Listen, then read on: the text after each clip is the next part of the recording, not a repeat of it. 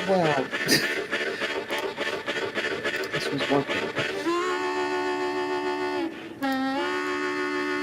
Do it this way.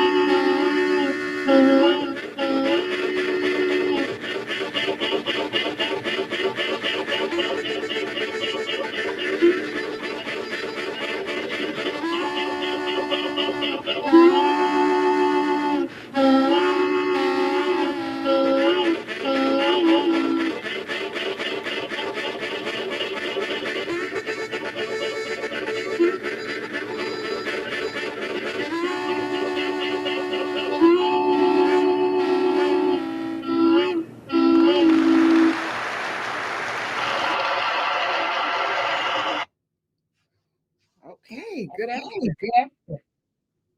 Whew, good everything. Good everything, everybody. Hey, Dr. Carr. Hey, President. So I don't know if the app is open. Is my app open? I don't know. My app is open, but I got it on mute so I can see everybody coming in. All right, I can hear And you. I cannot hear myself now. Okay, so something okay, happened. good. We good? We good? You're Okay. awesome. Welcome. Oh, Hello. no, you are awesome. Fine. Officially, as well as obviously. Oh man, everybody's busting what Karen say. Hey Karen Holman, look at Nubia busting into class. I love it too. Yes. I hope folks recovered from overeating. How was your Thursday? It was like my Wednesday and like my Tuesday. Well, there's two things. You know how several friends was like, yeah, F the pilgrims. F these pilgrims. Religious zealots. Yes.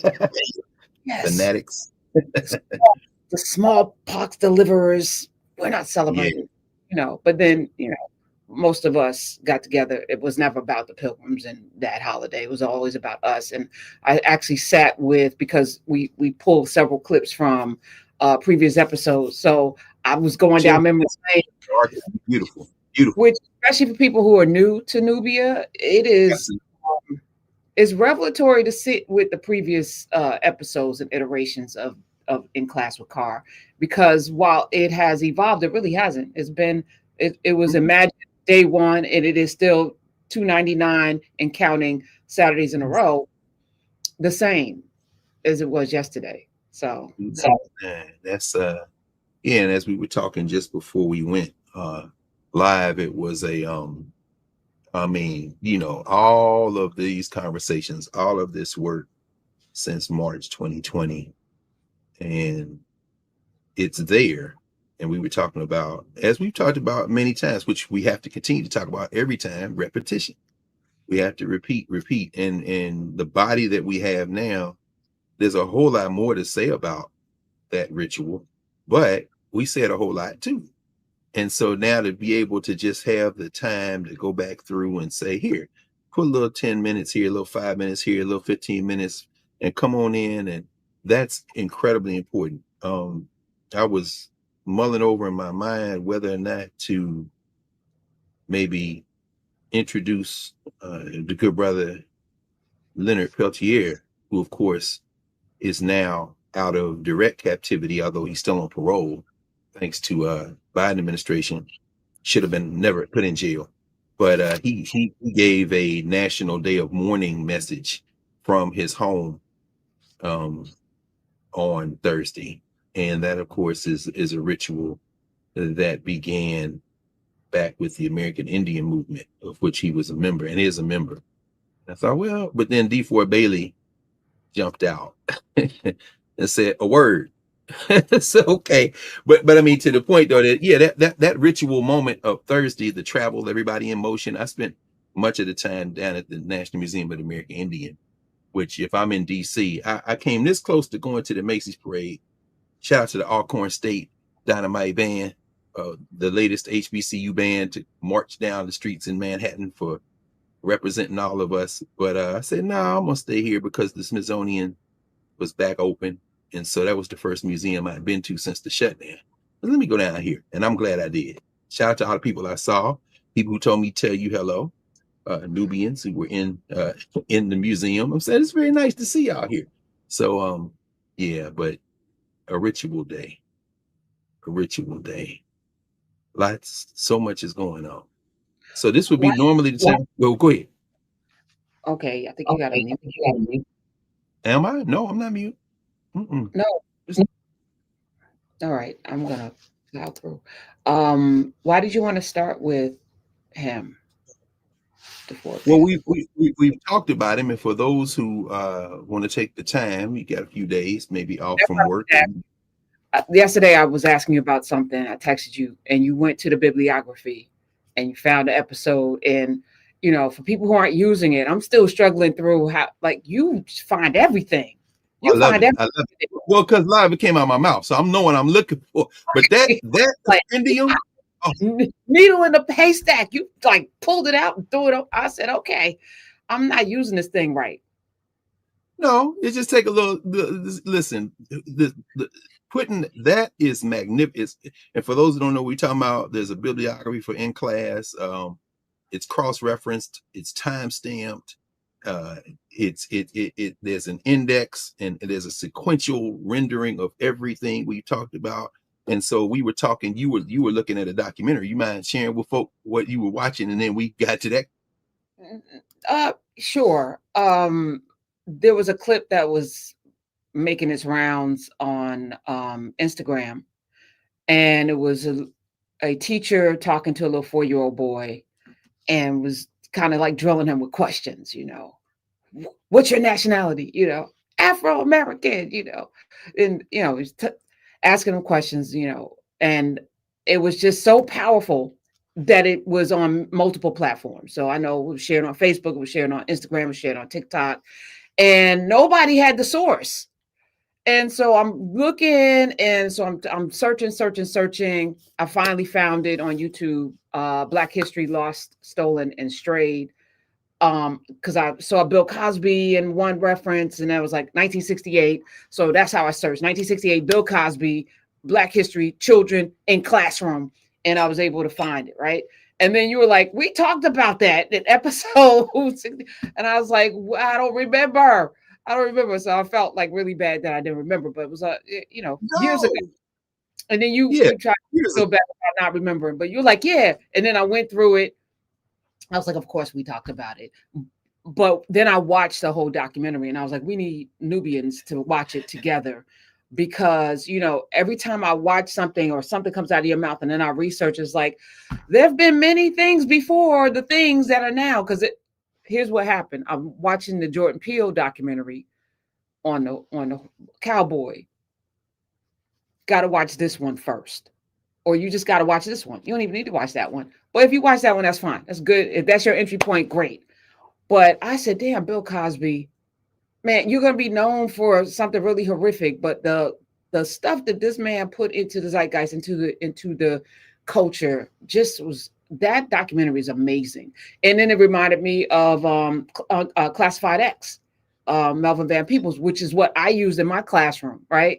I wish I had known about that one, because I would have used that one instead of Classified X, right? So there's all of this, there's always a before. And I think the challenge of being here is to keep going back until we run into the source. Where does the river, where's the water coming from? Let's keep going back till we get to the source, and then we could drink along the way. But that's right. We do too much drinking at the bottom. We don't know what the hell we're getting. Keep going back till we get to the source. And the people done peed in the water. How about that? I need to write that down. That's another t-shirt. There's always a before. That should be a rule of thumb. Yeah, I'm agnostic when it comes to Jordan Peele. There was a time when I was slightly against it, but then I realized, no, I should be against that, brother. I don't know him.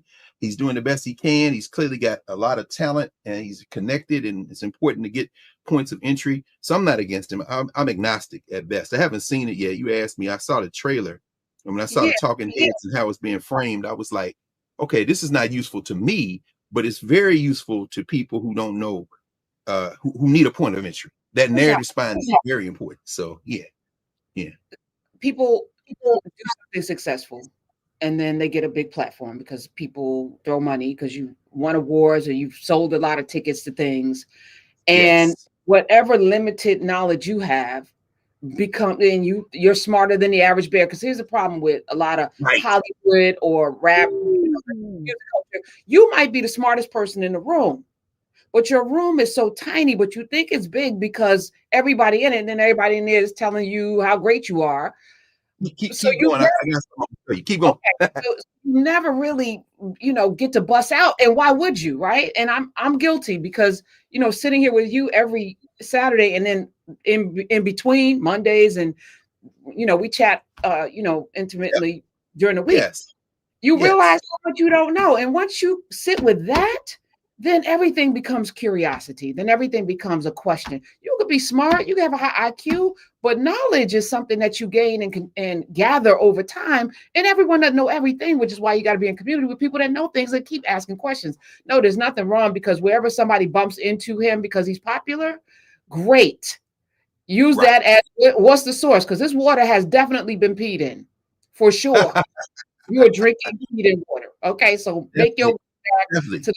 And I'm sure before Cosby's Black History Lost, Stolen, and Strayed, there was probably something before. But the way he put that thing together, I said, why don't we do documentaries? Y'all doing documentaries the way Ken Burns does documentaries.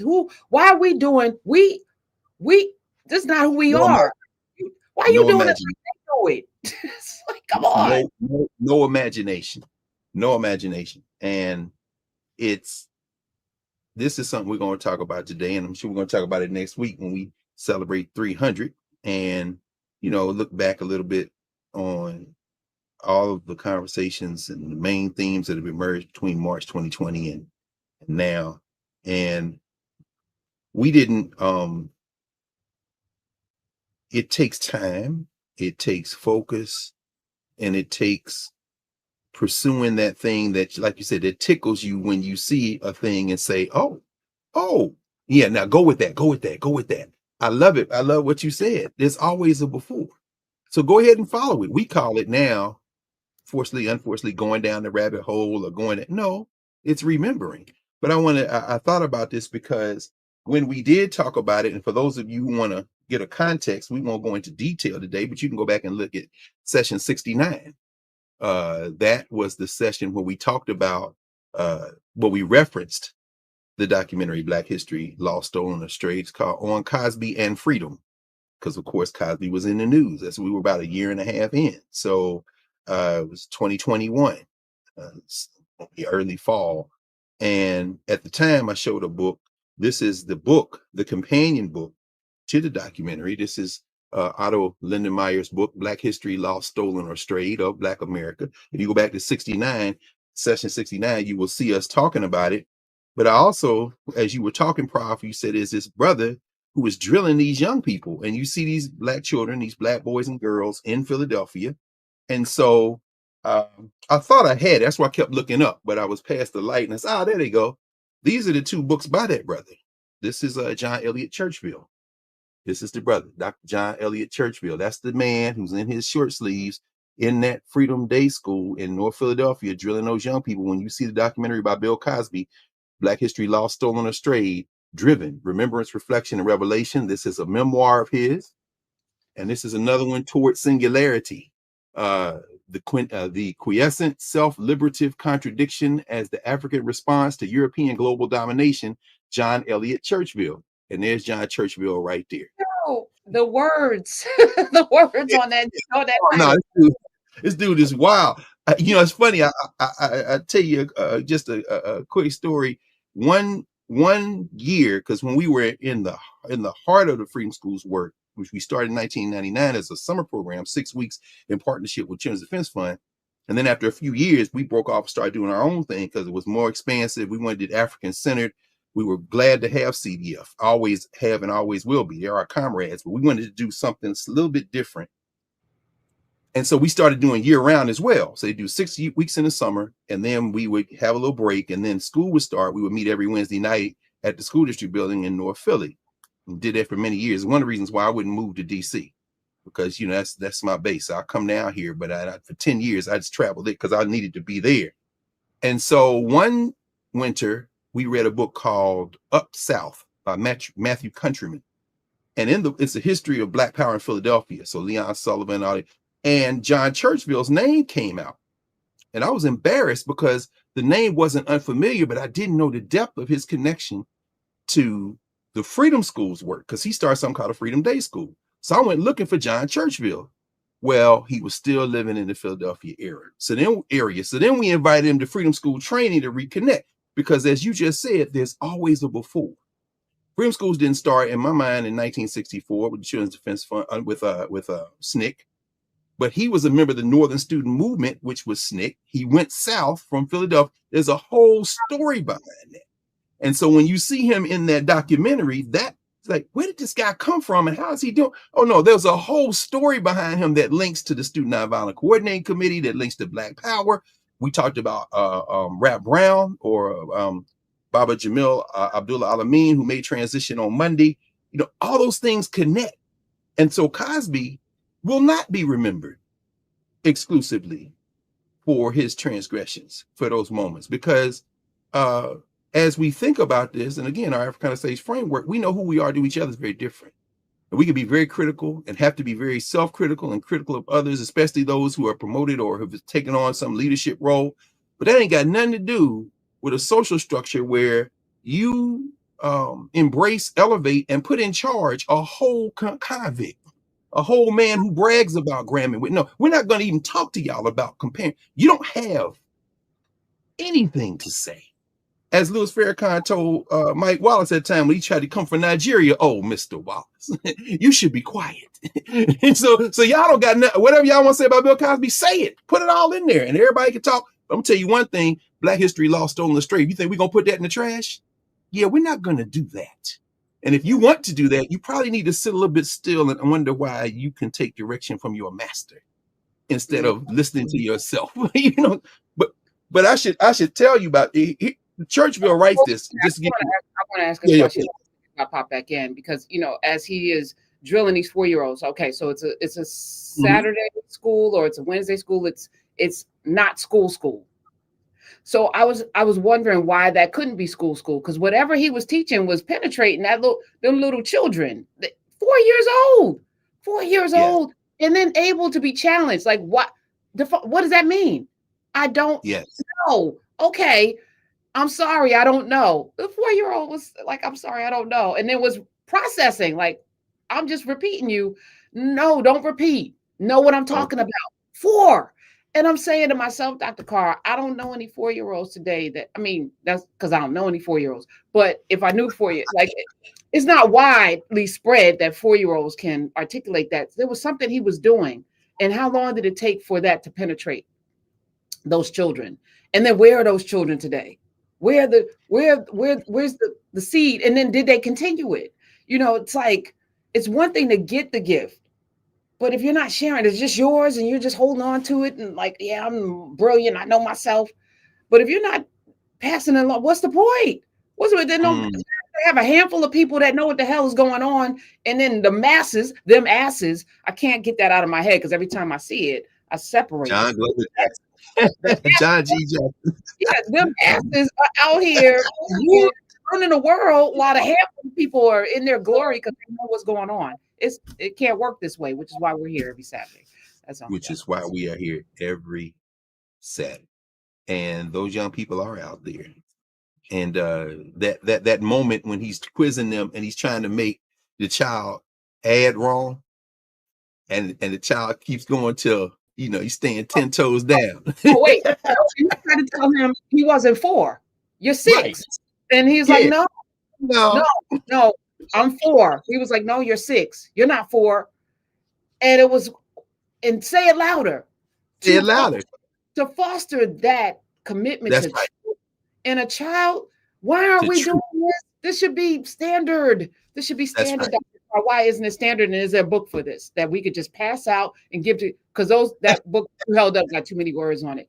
That got a lot of letters. No. Then look, if this were a hip hop song, it wouldn't be too many words. Again, the whole concept of what we can and aren't capable of, and the answer is yes. There are many children like that, and many of them are brought into learning spaces and to governance spaces, including the new one in Nubia that's being developed now. The sisters are developing it by those who were brought in by the Churchville generation that was brought in themselves by a previous generation, which is why, all the books, all the academics who write very impressive books and who spend all this time in the archives and dig stuff out and write about Black people, because now we're at a moment when the period of the 1960s and particularly the 1970s and 80s is being written about.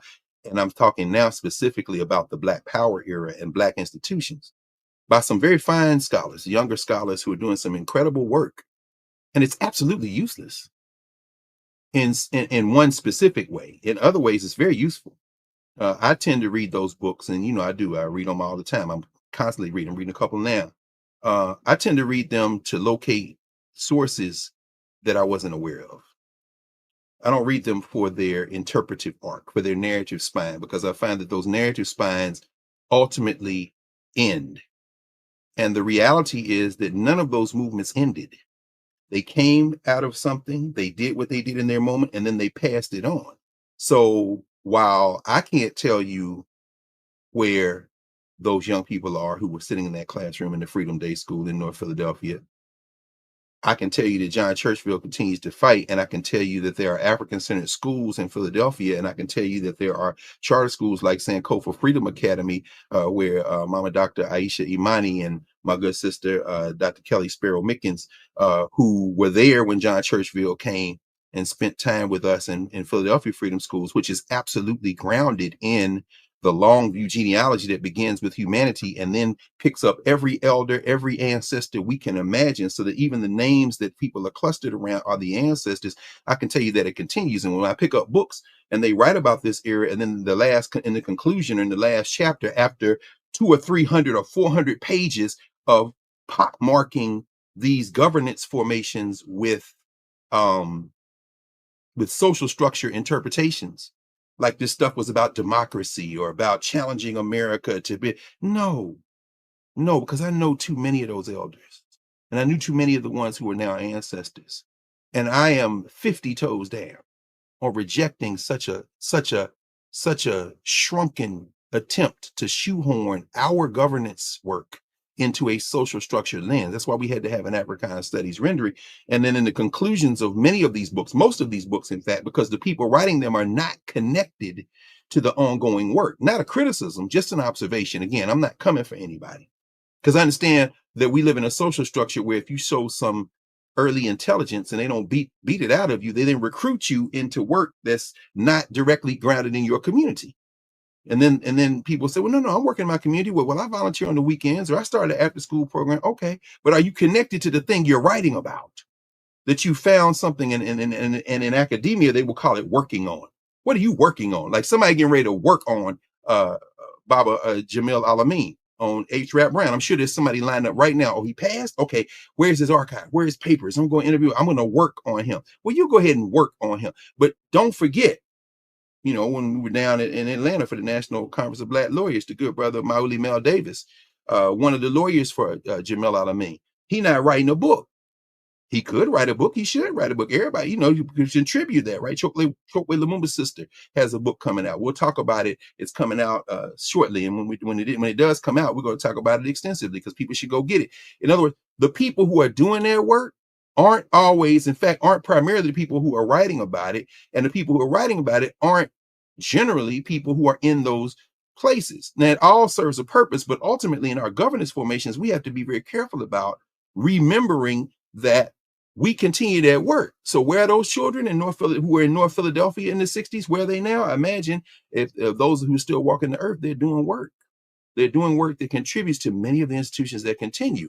And where are their comrades other places? I'm going to tell you a bunch of them are at Quilombo. Shout out to Colombo, who last week had their anniversary and fundraiser in Atlanta. We talked about that. So shout out to the whole Umoja family and everyone surrounding them and all the folks who are contributing to that ongoing work at Quilombo. That's where they are, because those young people there are in the same genealogy, the same direct genealogy. I'm talking people who know people who are doing that work here at Nation House in DC, or any of the Roots charter at all those places. I mean, there are a number of African-centered schools, directly African-centered schools, Chicago, New York, you name it, who are doing that work. And in Nubia, of course, we have been really just blessed is the word that comes to mind immediately, because so many people who are in Nubia are part of that tradition. A founder, as she called herself on Monday night when we were sitting with her, had her partner, Baba Kweku, Larry Crow, Mama Olabisi Olokolade. She know all them people out of Chicago, started Shule, 30 years worth of Shule work, and plus years in University of at Florida. In Florida, that's out the University of Florida, because that's where she got a law degree. But she is an absolute institution builder who knows all those people, and all those people know her. So the question, where those children are, well, no, those children are all over, and she keeps in touch with all of her students who are now grown, got children, some of them grandchildren. And so the question then becomes, how do we clear out this clutter so that we can see those people, identify where they are? That's one of the main beautiful reasons for Nubia. It's a clearinghouse. What we're going to do? Well, the first thing we're going to do is find out what people are doing. And as we listen, we say, I want to come with you, or I want to bring my brick, as you would say. I want to connect with you, and here's what I'm doing. And the next thing you know, it becomes a landscape, and you realize, look at that. These are the people. And I haven't even mentioned the continent of Africa or the Caribbean or Latin America and the Shulés, like the Emma Johnson library and school that Ionelli has. That's coming directly out of that work, because in Columbus we had the African Center for Study and Worship, and I was there in Columbus at the same time that the people from the African Center, Dr. Kelsey, was working at Ohio State, and all that gets into that mix, and then she connects to the continent of Africa and the work her parents had been doing before that and going back centuries. So the whole idea is that it is there. I'm gonna tell you where it's not, though. It's not at Yale, Harvard, Howard, Michigan. It's not at Ohio State or Michigan. It's not at any of the HBCUs in that way. But the reason that it is more at the HBCUs than the white schools is because we're at the HBCUs at critical mass, and at the HWCUs, the white schools, you'll find an element of it in the Black cultural centers. In the African American Studies departments and African Studies departments, not so much. Those are academics. But in those cultural spaces, you will find it more than you will any other place at those white schools. Many people in our conversation right now who are here in Nubia, who are here on the YouTube side and the broader valence, were in those spaces and got pulled into those spaces. And part of, finally, this last thing I'll mention on this, for now, the reason that, sitting in Kemet, I thought, we're going to do this Black University class. We're going to do the tip of the spear at Howard. I'm going to use a semester to kind of develop it. Shout out to all my students. I'm in grading mode now. That's why you start seeing hair on my face. I'm just going to shave till I finish grading. So I might look like a wolf next week, but you know that. This is a ritual. I go through that. And plus I can't grow a whole bunch of hair on my face anyway, for whatever reason. So, but I'm just locked in. But those students, shout out to y'all, because as I told you all on Tuesday, the last day we had class this week, you all made the road by walking. It was very remarkable. And shout out to my friend and brother, the 16th president of Howard University, Dr. Sidney Allen Rabeau, himself out of Detroit. So you start talking about the Aisha Shule and the W.E.B. Du Bois Academy. You start talking about those the African centers at schools in Detroit were so powerful that at one point they captured the school board in Detroit. And that's why you see a lot of the African Center curriculum struggle that took place in the United States of America, from Portland to Chicago to New York. And Detroit was a key player in that. Shout out to Kwame Kenyatta, of course, who was on that school board, and Dr. Kay Lovelace, who was the director of curriculum for a time in the Detroit public schools before she came to Philadelphia, which is where I met her. It pushed by those African Center scholars. But, Dr. Rabeau is out of Detroit.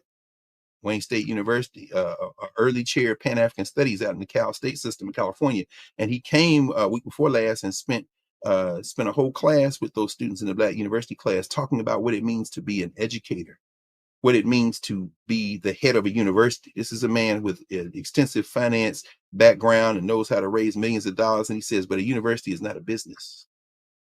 A university is a space where students and faculty come together so that students can begin to imagine their full human potential. And faculty's job is to help them do that work of uncovering that and then connect them to things they didn't know and to move forward. And those students sat there wrapped beyond time for class to end. I was still asking questions. So I'm grateful for that. But I'm raising that because that was the opening workshopping that's going to lead to that will lead to the bigger offering to the Black University class. I'm calling it Black University simply because that's something people are familiar with, but it's really about Black education and Black institution building. And in that process, one of the things they had to do that everybody who will join us in this space, where we talk about that and work through it, will have to do, should you choose to do it, is find those people. Find those people who were in North Philly as children. Find those educators who continue to do the work. If you are one of those educators or benefited from them, we don't stop not only acknowledging them, but connecting with each other. We turn down the noise. And then somebody comes and say, I'll create it. Okay, that's good. Why don't you review also the things that were created 20, 40, 60, 100, 200 years ago? We read Nick Aaron Ford's book. I don't think I have his memoir here, Seeking a Newer World, but I don't see his other one, Black Studies Threat or Challenge. Nick Aaron Ford was a professor at Morgan State University for many years. Nick Ford wrote a book called Black Studies Threat or Challenge, where he went through the course catalogs at HBCUs going back to the 1920s and looked at the offerings in those catalogs around, that were on subjects devoted to Africa or the African world, including Africans in the United States, Latin America, everywhere. And the students were amazed to see the number of courses that were offered in the 1920s, 30s, 40s, 50s, before what we think of as the Black Studies movement. But people writing books on Black Studies in 1968, okay, that's fine. Thank you. Oh, there's a source I didn't know about. But your interpretive frame is very nearly worthless. And it's not your fault, because particularly our young people, if there's some promise that they show in terms of a kind of acumen or predisposition to sit quietly and read and think and maybe even write, and then, a teacher, in kindergarten or first grade or 12th grade or whenever, or undergraduate, if they go to college, say, I think you should pursue being an academic. You should do some research. And then they start naming all the white schools they should go to. Or they start naming very narrow ways of thinking about intellectual work. So they get recruited into that. I was recruited into it. You were recruited in it. We're always recruited into it. We think thinking folks should go into these institutions where they're really siphoning us out. And then a lot of what is written and discussed becomes wrapped around questions of opposition to oppression, resistance, all that important work, but it's social structure work. Who are we to other people, not who are we to each other? And to a lot of folks' credit, even as we navigate those spaces, we never leave the governance spaces we are in. But we could talk more about that. The reason that we started with Deford Bailey, I'll talk about that too in a minute. Let me just, since I got up and picked up the Churchville books, just to put a bow on this. And again, go back to look at session 69, Prof. 109 had that conversation. And you can see how we put this in context. But this is what John Churchville writes about that documentary, Black History Lost, Stolen, or Strayed, without writing about the documentary, because those cameras came in because Cosby had to wait to get them in there. And that thing was broadcast nationally on the Columbia Broadcasting System. This is what John Churchville writes in in one of his memoirs. He says, in early 1964, I left Atlanta. You in Atlanta? Yeah, you got to look up the rest for yourself. And returned to Philadelphia with Minister Jeremiah X. Some of y'all know Jeremiah Shabazz. You see Top of the Clock, which was his book. I got that over here somewhere. Malcolm X's friend, who had been transferred from the Atlanta Mosque to the Temple Number 12 Mosque in Philadelphia. Almost immediately, I joined the Northern Student Movement, a mostly white group specializing in tutorial projects in urban Black neighborhoods. Sound familiar? And proposed a Black project in the heart of North Philadelphia. This is Churchville. I'm with these white folk. What you want, John? I'm going to do a Black project in the heart of, wait, what? Yeah. Continuing, Churchville says, prior to the riots in Philadelphia during the summer of 1964, I founded the Northern Student Movement Freedom Library in North Philadelphia, in a North Philadelphia storefront building at 2064 Ridge Avenue. Y'all know North Philly, y'all know where Ridge Avenue is. The rationale for founding the Freedom Library was my belief that it was Black people's lack of identity and self-esteem, it's 1964, that were major contributing factors responsible for our community's poverty, poor housing, and lack of power. At the time, I had not factored in the role of global capitalism and its use of racism as the most telling determinant in the economic and social plight of Black people in America and around the world. The Freedom Library was a place that housed books by and about Black people, offered after-school tutoring to neighborhood children. The people, particularly who think they got to start from scratch, should be listening very carefully to this. Provided Black history classes and seminars on Wednesday evenings for adults, served as a meeting place for peace negotiations between warring teenage gangs.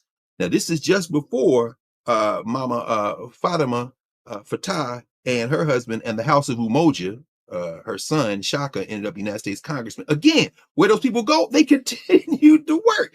He says the House of Umoja, one of the things that they did, and it's still there. I was over there this summer, in fact.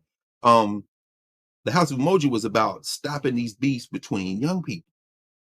You know, you go to Philadelphia, you get people in their 50s or older, and you ask them about the gang wars, they'll tell you all the stories of the gang wars. Philadelphia is not unique, but there's always something unique about wherever these things broke out. But you had peacemakers even then. So when people talk about now, we got to stop the violence, why don't you go and talk to some of these elders who were very young, like John Churchville and the Fatahs who did that work, and you can get some momentum of memory going, because a lot of those people are still around. Remember the good young brother who is the mayor of Baltimore, Brandon Scott, went and got some of those same old heads to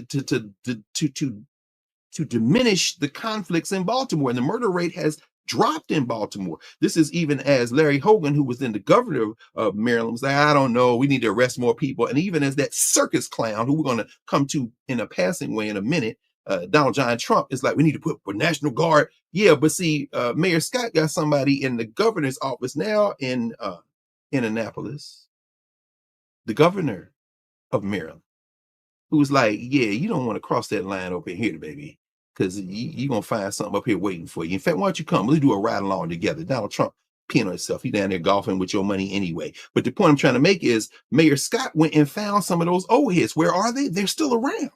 The momentum of memory is a real thing. It is the thing, in fact, that will save us. John Churchville continues. He says that this center was also a center for organizing North Philadelphia apartment dwellers to participate in rent strikes, to force absentee landlords to provide better housing conditions. He goes on to say, as one might expect, I insisted that all staff and volunteer positions at the Freedom Library be filled by my white colleagues from the Northern Student Movement. Oh, no, I'm sorry. Let me read that again as it's written. He says, as one might expect, I insisted that all staff and volunteer positions at the Freedom Library be filled by Black persons only. Although this position alienated the Philadelphia Tutorial Project, the local branch of the Northern Student Movement located on the main campus of Temple University, it was supported by the national office and William L. Strickland, NSM's new Harvard-educated Black leader. I'll stop there because we could go on. But get this book, Driven. By the way, Bill Strickland, who made transition not too long ago, Black dude, many years on the faculty at the University of Massachusetts, Amherst. These people work until they make transition. So many of them never stopped the movement, and it's very important to understand that. So we started with the good brother Deford Bailey. We talked about him too. Y'all check the compendium. If you look at the compendium at our bibliography of In Class, which has got timestamps and index and every book recording, any text we mention is in there. Just an incredible amount of work, thousands of pages of work, and it's ongoing. You know, at some point, this will be included as well. Every time we come into the space, it's included in the bibliography. Let's talk about this. The first time we mentioned Deford Bailey, the brother who you saw at the beginning, come on the stage in 1967 and play his Pan-American blues on that mouth harp, as he called it. They call him the harmonica wizard. We'll talk more about him in a moment, because of the anniversary that passed yesterday. If you're watching this in real time, we're here together. If you're watching it later in the week, it was November the 28th, 1925. We'll come back to that in a minute. But if you want to see the first time we talked about him, go to session 20. That's right. 5 months into our conversation. That was the session that we had, Prof. Remember this session, Mickey Mouse was a minstrel figure. We only talked to him talked about Deford Bailey about 5 minutes. Come back 70 episodes later, 70 sessions later to session 90. We were talking about Ahmaud Arbery. The title of that conversation was Ahmaud, a Human Being, and Have Yourself a Merry Little Christmas, because it was around this time actually it was actually we talked about him about 15 minutes in the context. It was November the 16th, 2021.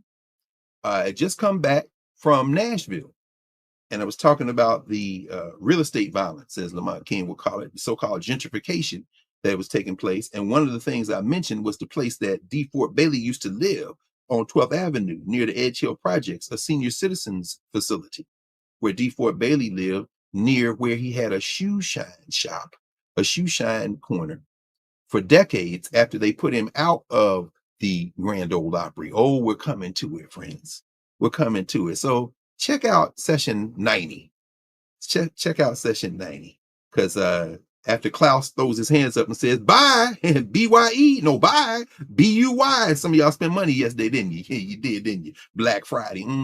Well, this is Small Business Saturday. So go give all those Black businesses online and in person all the money that you shouldn't have spent yesterday. Give it to the businesses now. I'll go down to Sankofa and probably pick something up at some point today. Not because I'm not always buying stuff, but because it's part of the ritual. Small Business Saturday. But Deford Bailey lived in Nashville, and when we talked about him in that context, and we also mentioned Deford Bailey in sessions 146 and 211 in passing. But today we're mentioning him because it's very interesting.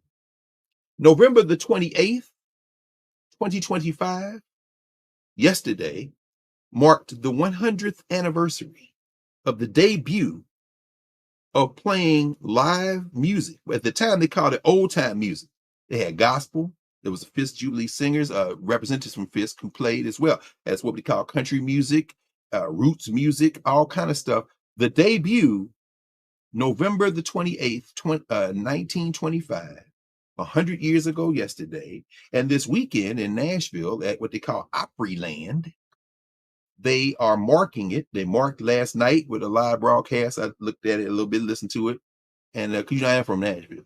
My mom from Alabama, my daddy from East Tennessee, and I was born and raised in Nashville. And there's a lot of people in the space right now and who will watch this later who understand that for African people, country music ain't nothing but a runt nephew of the blues, which ain't nothing but an extended relative of them string instruments we brought with us from West Africa. We didn't bring the physical instrument, we brought how to make it. So we got here and made them, including the banjo and everything else.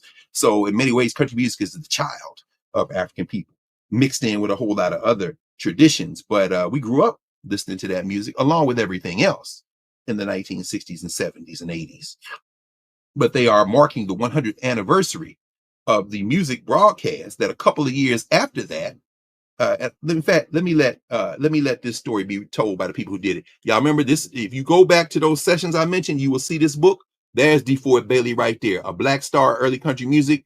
He did this book in collaboration with two dudes, David Morton and Charles Wolfe. Morton in particular, who talked to Mr. Bailey when he was living in the senior citizens place up at Edge Hill. I'm talking like y'all from Nashville, right at 12th Avenue in South Nashville. Now real estate violence has remade a lot of those corners in South Nashville, as I talked about when we were talking about it in section 90. But Mr. Morton, who worked for the Nashville Housing Authority at the time, was doing a newsletter for the residents in the senior citizens home, a free newsletter. And somebody mentioned to him that there's a guy. In fact, let me just read it for you. This is what he says. He says, I first heard about Deford Bailey in September 1973. At the time, I was employed by the Metropolitan Development and Housing Agency in Nashville. One of my duties was to prepare a newsletter for residents in public housing in the city. A friend, Mrs. Hazel Ferguson, again, always governance. Now, David Morton did a great job. This isn't a knock on him at all. Again, social structure rendering. Who are we to other people? Ms. Ferguson, governance, as Angie Porter would say, protocol in the governance formation. Who are we to each other? What are the rules? So this elder says to him, suggested I include a feature on an elderly black man named Deford Bailey, then living in public housing, who, as a young man, quote, had been a big star, end quote, on the Grand Ole Opry, end quote, Nashville's famous radio show. It ain't just Nashville's famous radio show. The Grand Ole Opry, which broadcast last night, Friday, which will broadcast again tonight, Saturday. In class, we've been going, the momentum of memory. Imagine doing it every Saturday night for 100 years tonight. That's the Grand Ole Opry, the longest radio broadcast, consecutive radio broadcast in the United States of America. And as far as I can tell, there's no longer one in the world in terms of a consecutive radio broadcast. Consecutive Saturdays, every Saturday for 100 years. 1925, they start broadcasting, but they changed the name. I'll get to that in a minute. And anyway, I'll go on. He goes to talk to Mr. Bailey because Bailey don't be talking to people. So the sister says, I'm going to talk to him. And she gets him to talk to the guy. And then he starts talking with him. Then he sits down. He wants to play the harmonica. He's playing the guitar. He's a master musician in terms of cultural meaning making. His memory is pristine, movement and memory. And so as he's talking, this guy writes the newsletter. Morton writes the newsletter. But then Bailey is open to talking more. He don't give interviews generally, but he's open to talking to this guy more. So eventually it becomes, you need to write this book about me. So he talks to all his family. He records hours and hours and hours of conversation with Mr. Bailey, and all that stuff has been archived. And so the book that you see here, Deford Bailey, A Black Star in Early Country Music, is the words of Deford Bailey. Then Morton gets this guy, Charles Wolfe, to help him. Charles Wolfe was a professor of English and folklore at Middle Tennessee State University, who helped him by filling in some of the gaps in terms of historical background and research that he had been doing. And together you get an incredible book. Let's go to page 46. Page 46, chapter 5. In chapter 5, The World's Pet. Let's go to it. See, can I find this quickly here? Because I don't mark in these books.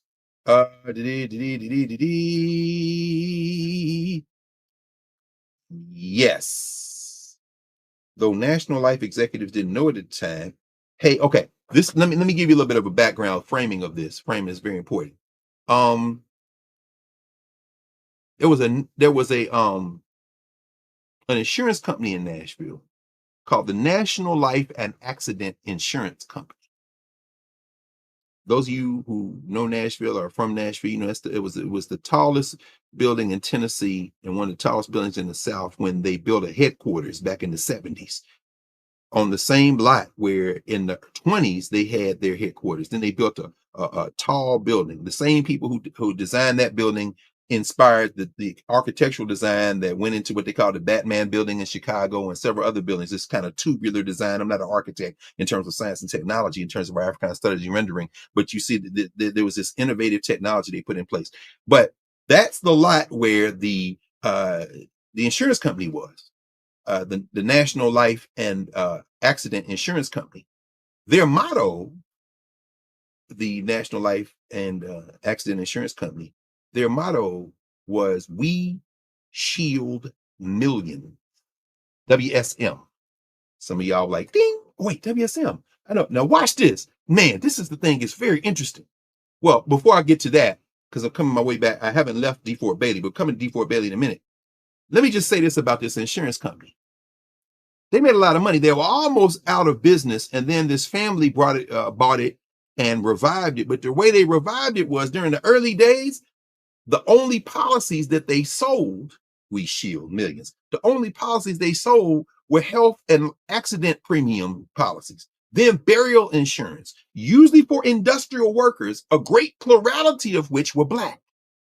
Y'all know the insurance man that your mom went in and got them little pinched off that little roll or got them pennies and paid them every week with them brogans on, what we used to call insurance man shoes. They came up on your porch but never came in your house because there's a governance formation. You don't come in my house.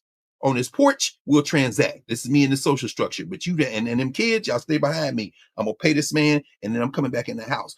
But they paid so much money to these insurance companies over the years, and this was one of them.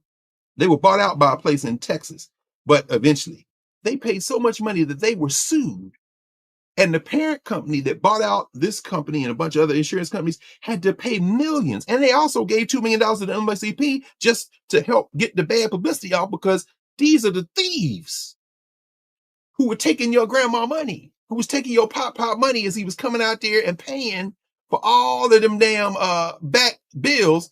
This was from the year 2000, 25 years ago. American General Corp, which became the number 3 life insurer in the United States. They out of Houston. They bought the company in Nashville and a bunch of other companies, but they paid $206 million in 2000, getting off on the cheap, to 9 million Black and poor people in the United States of America to settle accusations of overcharging them for insurance policies. So we come back to that. Y'all can look that up anyway. But that was the company, right? They had the building in Nashville. They got themselves going by selling these policies, and they had plenty of money. So their motto was, "We shield millions." Now watch this. Ooh, here's where it gets very interesting. Radio stations, friends. Do you know what radio stations were for these insurance companies? Wait, insurance companies had radio stations? They always have. Since that time, radio stations were platforms to advertise insurance. I know many of y'all not surprised, but some of y'all are.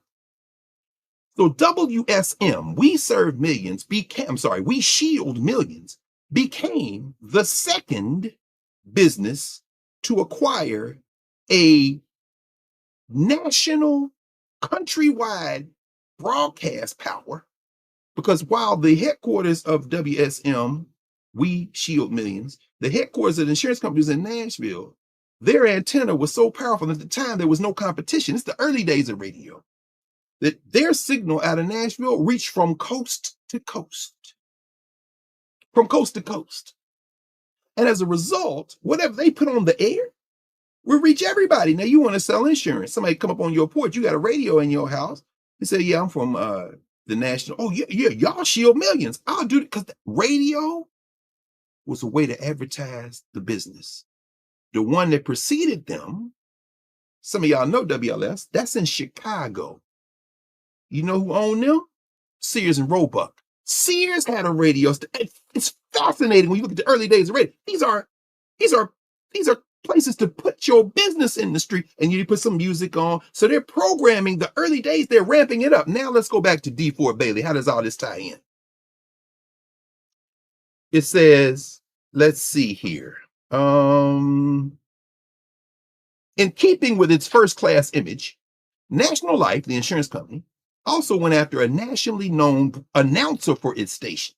One of the guests of honor at the October 5th broadcast, this is when they went on the air, October the 5th, 1925, was George D. Hay, announcer for WLS in Chicago, the Sears station. Hay had recently been awarded a gold cup by the magazine Radio Digest for being voted the most popular announcer in the country. Hay was well known to Tennessee because before his stint in Chicago, he had been a well-liked newspaper reporter and radio announcer in Memphis, because Memphis had a radio station too.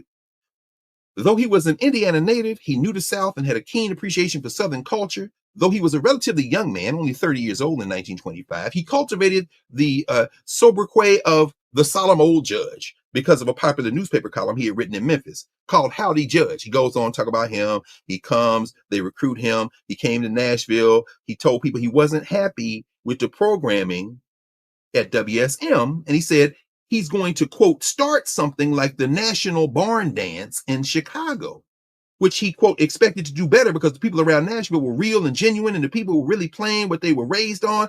So he comes up with this idea. I'm going to start something on our commercial platform to advertise an insurance company, since I'm the most popular broadcaster in the country, called the National Barn Dance. And it was going to be better here than it would have been in Chicago because I'm down here in the country with these, they do that stuff. So November 28th, 1925, Hay and his comrades start something by broadcasting a fiddle player for an hour on WSM called the National Barn Dance. That's why 100 years later, they're celebrating at Opryland tonight and yesterday, the Grand Ole Opry, but it ain't named the Grand Ole Opry yet. Watch this. And let me finish that by reading from here. Shortly after Hay arrived on November 28th, he aired an impromptu program by Uncle Jimmy Thompson, a champion fiddler from LaGuardo, Tennessee, white dude. In a scene which has become part of country music's mythology, hundreds of phone calls and telegrams poured in, and Hayes suddenly realized that he had an audience for this type of music. On December 27th, 1925, WSM sent out a press release saying that, quote, because of the recent revival and the popularity of old familiar tunes, WSM has arranged to have an hour or two of them every Saturday night, starting December 26th. The first hour or two featured Thompson and Macon, but soon a larger cast was being assembled for what WSM would shortly dub the Barn Dance. Now watch this.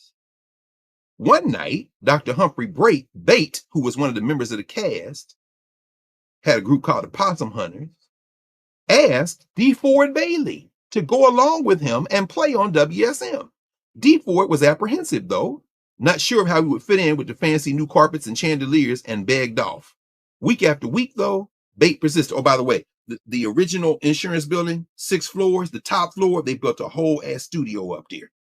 Finest in the South. Early days of radio, carpeted, had the sound walls and everything, soundproof walls. Well, soundproof for that era. And they had a space for a studio audience. That's the birth of the place where they would do the broadcast that eventually became the Grand Ole Opry. So Deford ran into Dr. Bate and his daughter and pianist, Alcyone, as they left Dad's on their way up the hill. That night, Bailey recalled, quote, Dr. Bate wouldn't take no for an answer. They had a hard time getting me to go down there. I was ashamed with my little cheap heart and them, with all them fine, expensive guitars, fiddles, and banjos up there. But Dr. Bate told me that we're going to take you with us if we have to tote you. So I went. Deford Bailey shows up at the WSM studio, 1925, December. Let's continue. He becomes so popular.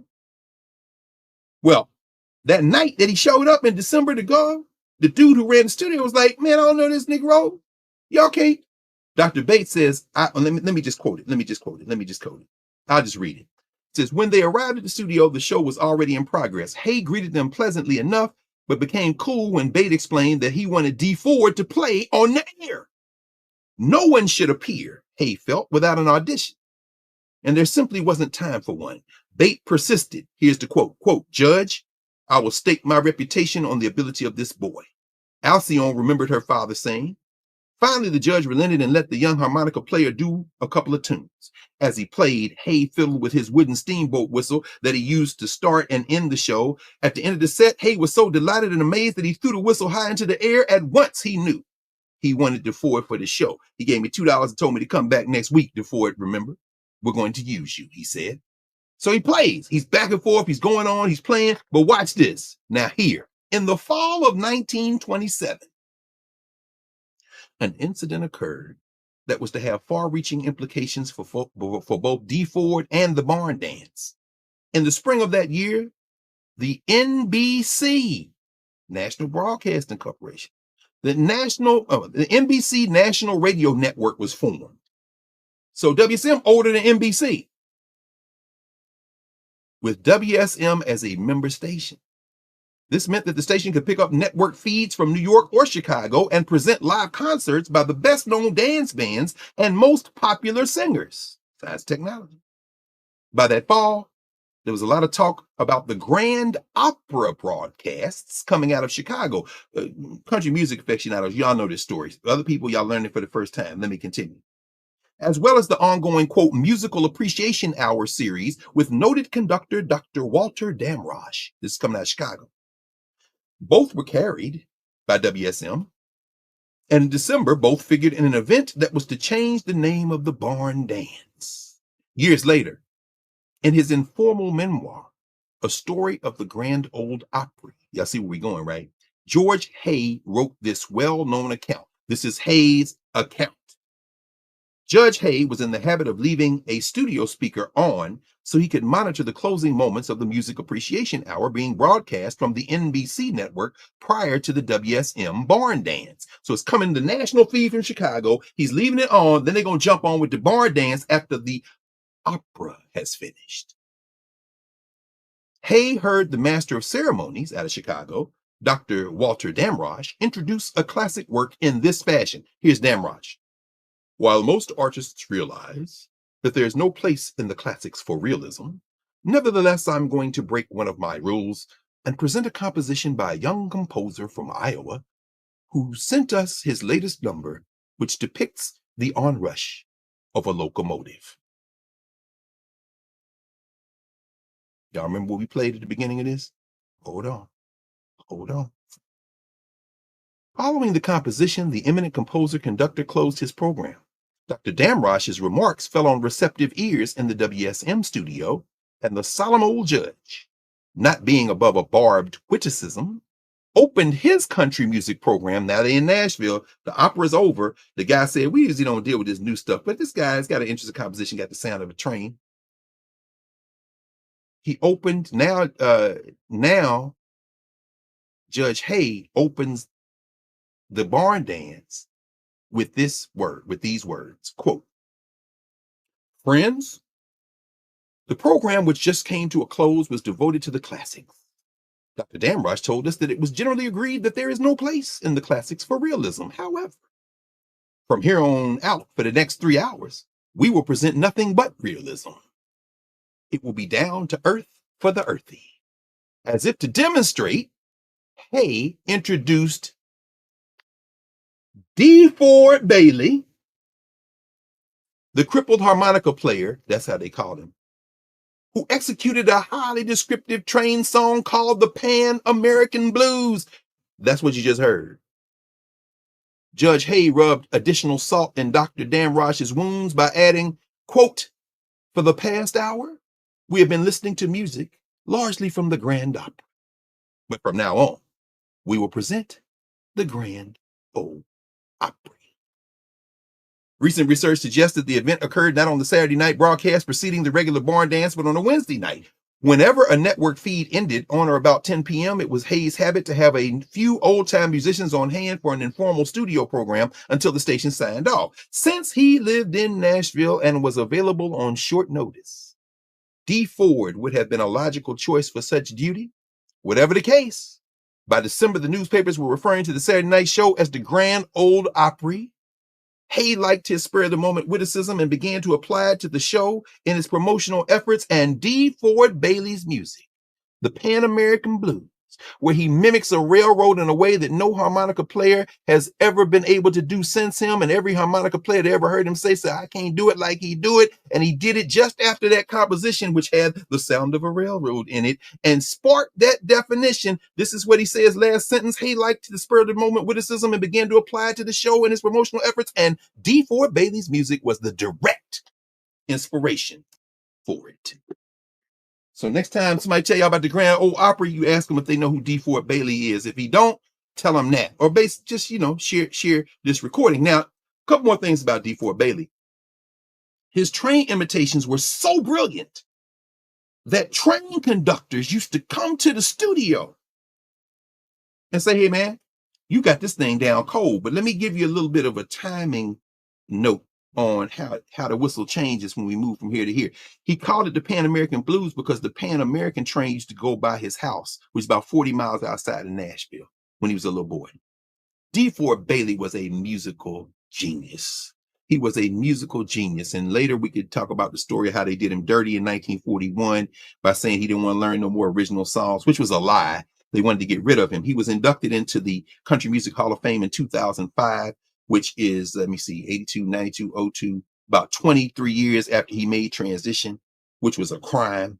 But he is there. When you go to Nashville, the Country Music Hall of Fame, and I just mentioned a couple other things about him because I think it's very important for us to understand about the brother. His children keep his work alive. He, like I say, he's born in 1899, made transition in 1982 in Nashville, maybe half a mile from my house in South Nashville. His first appearance on the Grand Ole Opry seems to have been June 19th, 1926. Yeah, Juneteenth. You can't make ancestors, man. He cracked me up. When he was put off of the Grand Ole Opry, he was one of the biggest stars. Let's be very clear. Let me just make it plain, as Malcolm X might say. the first music to be broadcast in what was named the Grand Ole Opry was the Pan American Blues, what we just heard. That was a recording from 1967, by the way. He was there and they brought him back to, he was the kind of guy who understood what race had done to him, but he didn't back up. He said, every day is Sunday for me. It's all gravy. Beautiful, beautiful, beautiful soul by all the counts of everyone who knew him, including his children. His son, Deford Bailey Jr., was a musician. His son, Deford Bailey Jr., had a band that performed, a live band that also broadcast. Deford Bailey Jr., they had a TV show called Night Train back in the 60s. And in that late 50s, early 60s. And the Night Train TV show featured Deford Bailey Jr., who had a backup band. And in that band was a young brother from Seattle. Oh, what is his name? Oh, yeah. Jimi Hendrix. This is Deford Bailey Jr. Who are we to each other? What is the cultural meaning making? What we're engaged in now is recovering the momentum of memory. And we started with him because 100 years ago yesterday, the Grand Ole Opry started. I know people are like, why are we talking about this? Don't worry, we get into it because remember, the title of what we're talking about today is signal failure. If you're on a train and you riding, whether it be New York public transit, whether it be Amtrak, whether it be the Metro here in DC or MARTA in Atlanta, and a signal fail, you headed for a problem, a crash, a collision, some kind of problem. Signal failure. Deford Bailey could even mimic the signals.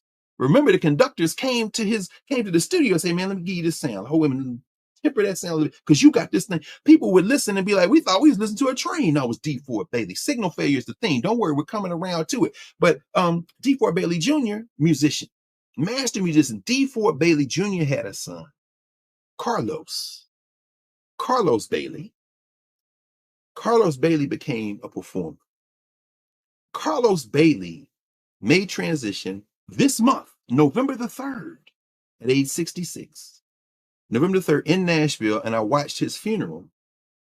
And in looking at his funeral, it was a beautiful, man, you talk about Negroes singing. His brother got up there and sang this song to take the hair off the top of your head. The choir, they in Nashville. The church is Fairfield Missionary Baptist Church. You can go on YouTube and watch the funeral.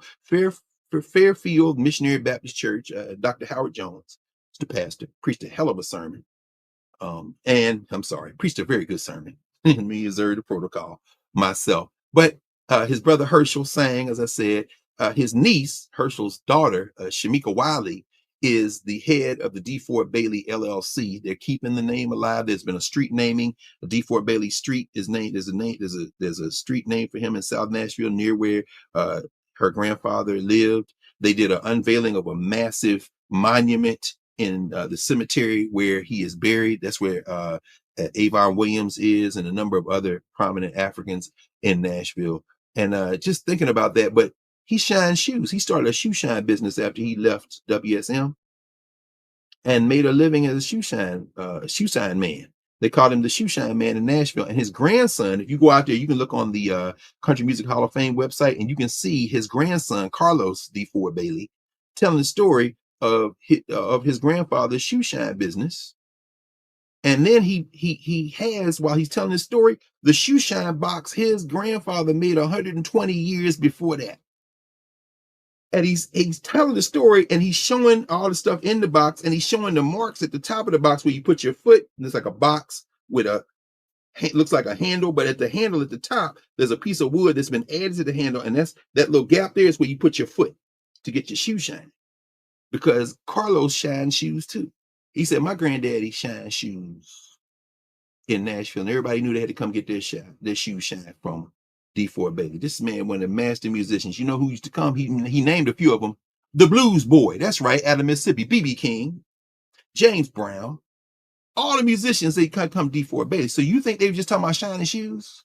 Who are we to each other? Governance formations, governance stories. So if you get this book, you'll get a lot more, but I'm just mentioning that. But the reason we're raising him today is because Deford Bailey's train imitations perfected when he was bedridden. He had polio as a little boy, and all he could do was be in the bed. He said, that's when I mastered that mouth harp.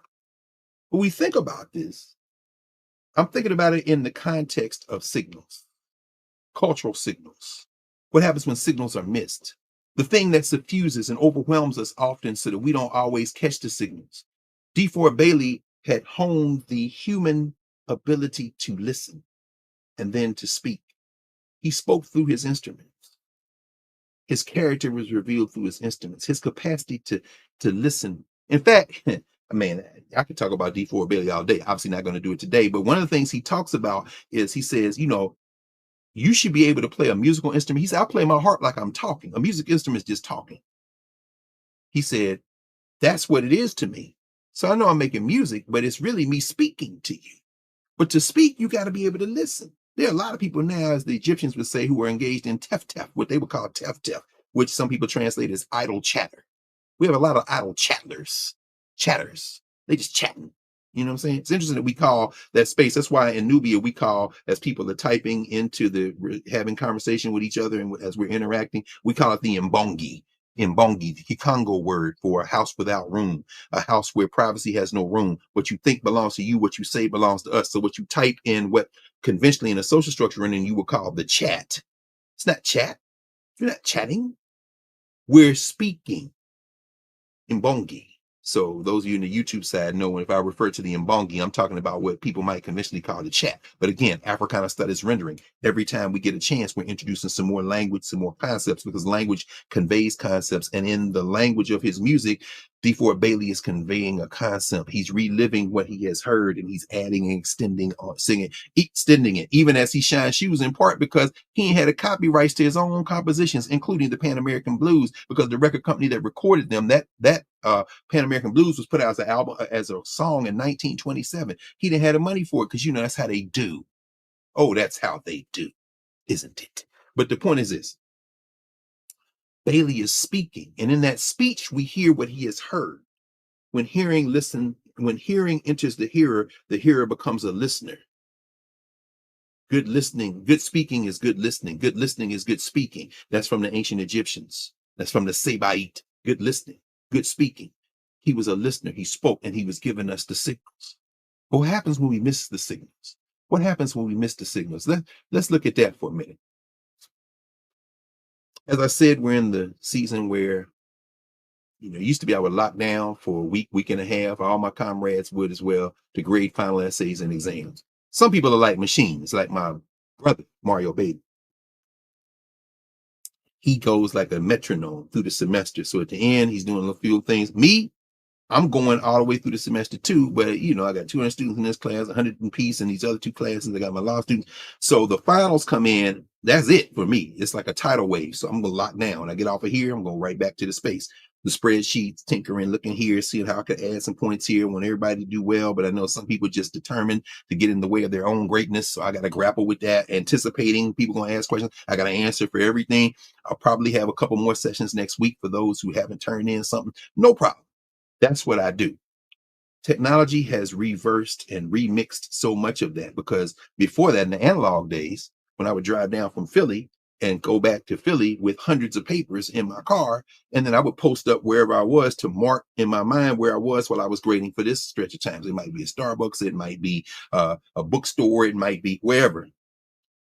And in that process, I used to see Mark Hill, for example, when he was at Temple. I'm down in downtown Philly and Market Street. I'm grading papers. So, hey, Mark, what's going on? What you doing, man? In a semester. Yes, sir. I know what that is. So we, that's the work, right? But that has changed because now everything's electronically submitted, and I got to grapple with that and all that. And whereas for years, my soundtrack for when I finished grading, now I'm adding and tallying and putting things, and I do things by hand.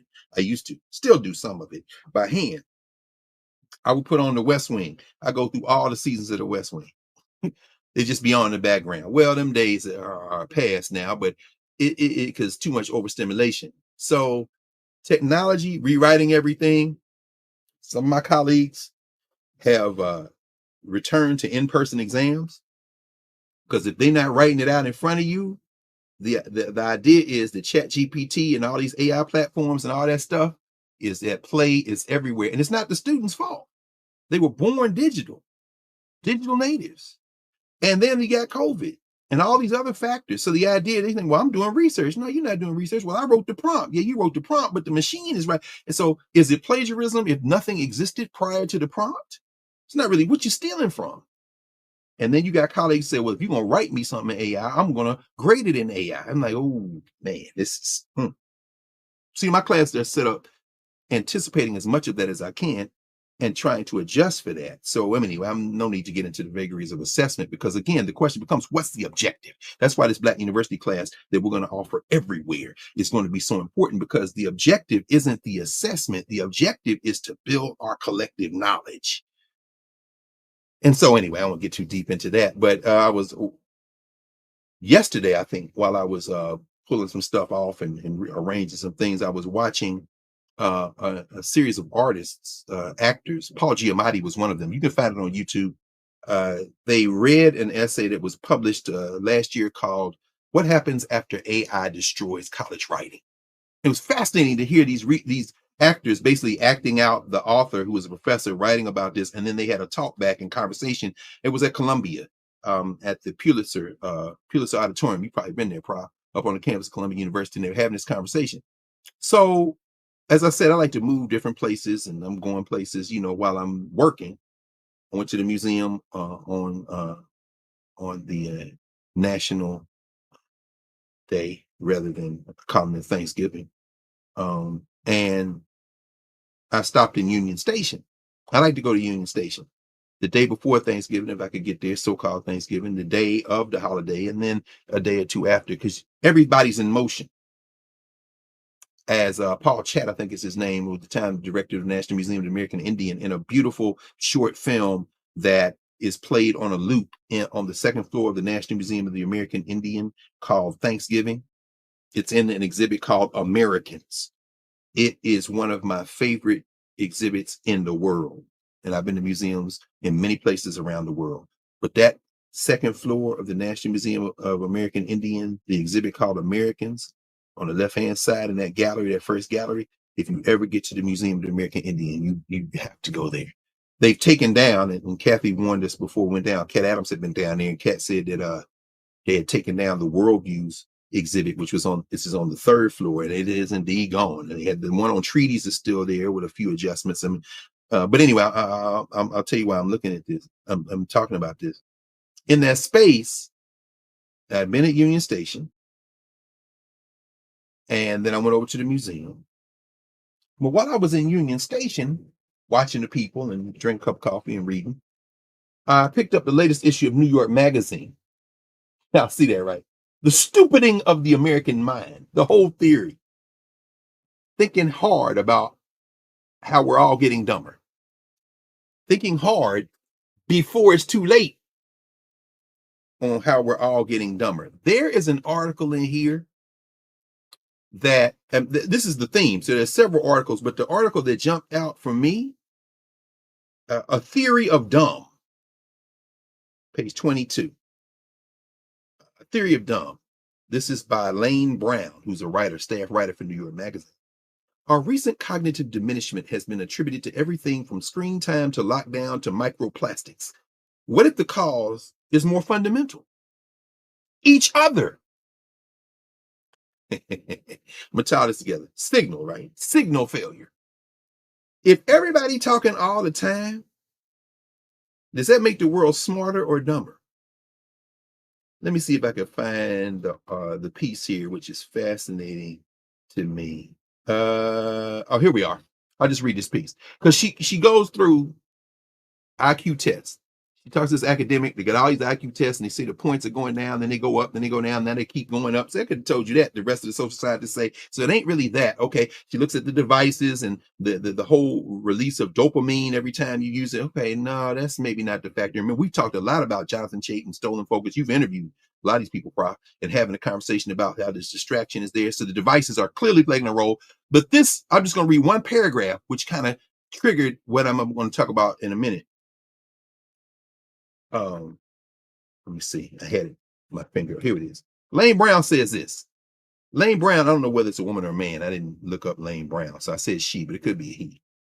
Lane Brown says the problem isn't any one device or platform or influencer, but you can't escape it just by quitting Instagram or unsubscribing from all your paid newsletters.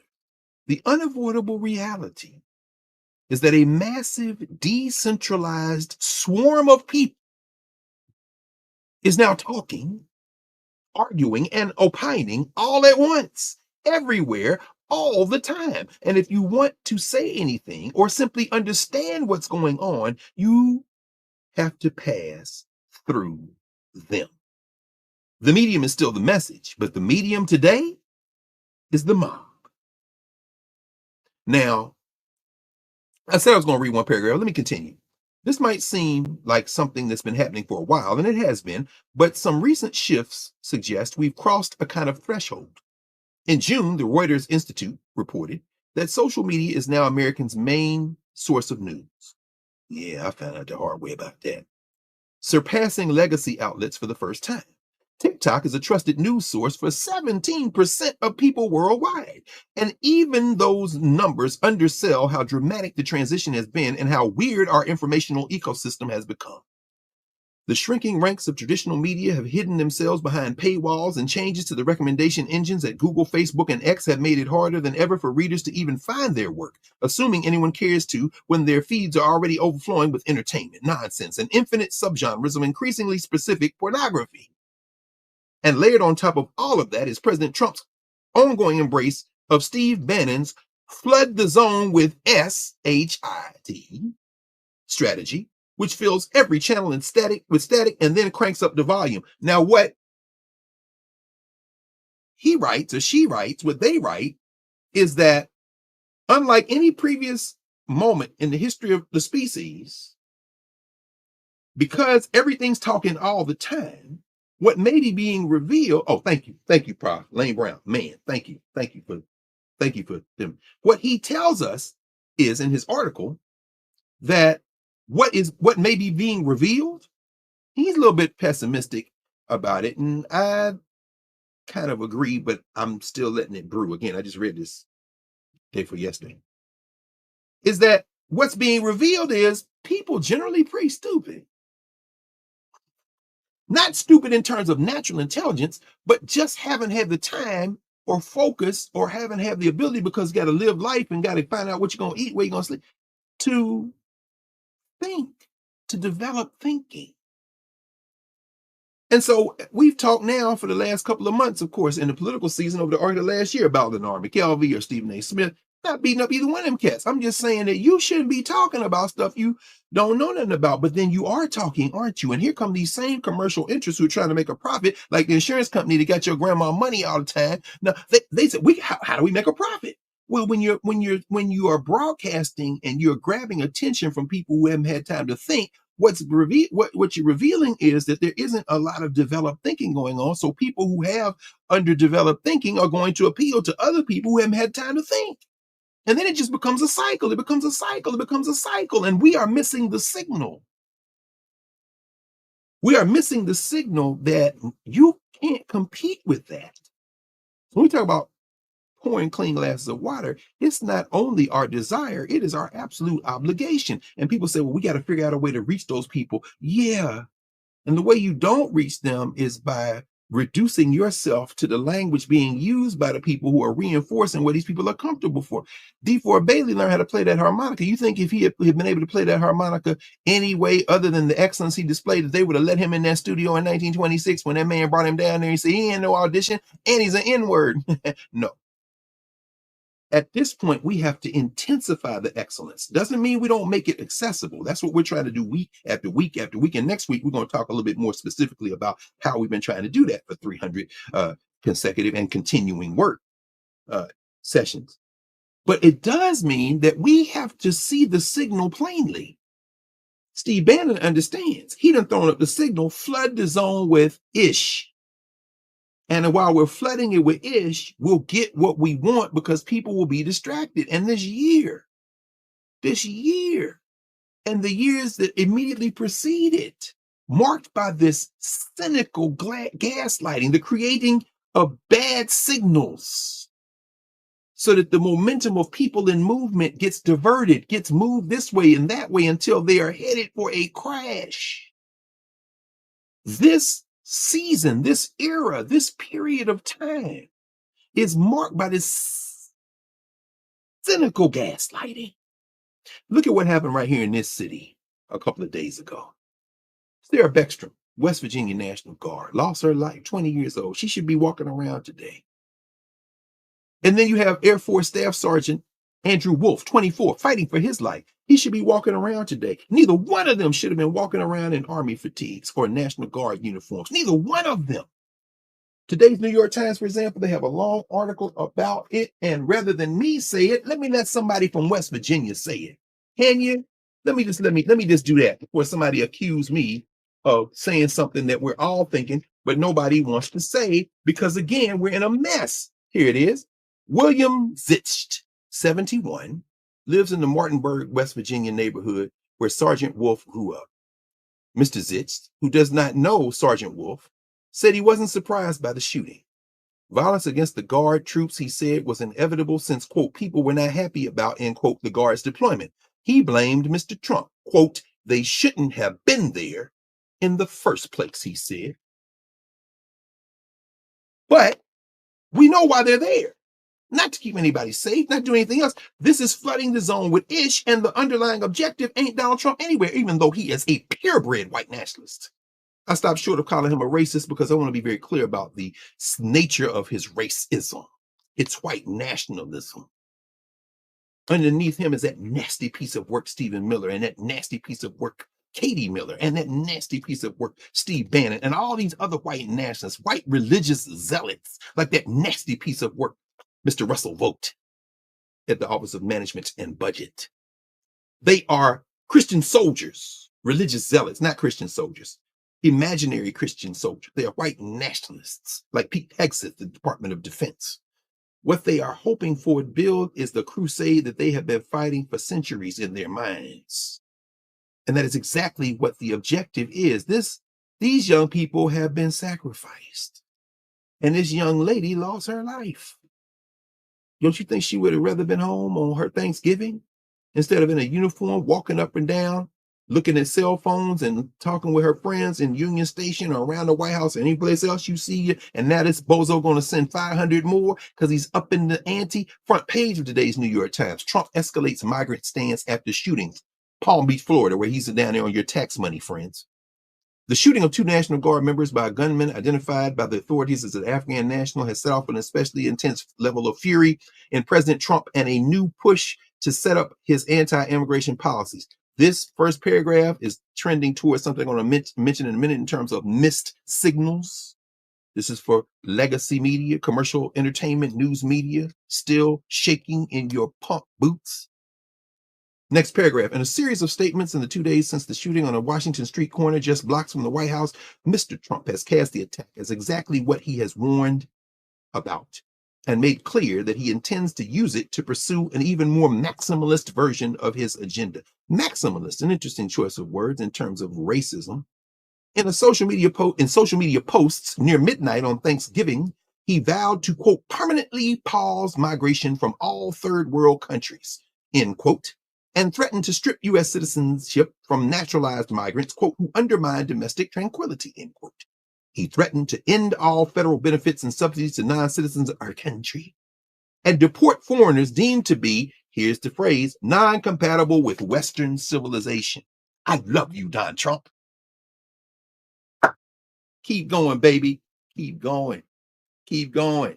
Because the signal you miss, my racist friend, the signal you missed, my racist friend, came into sharp focus to me as I was sitting in the Americans exhibit at the National Museum of American Indian. It's too late, baby.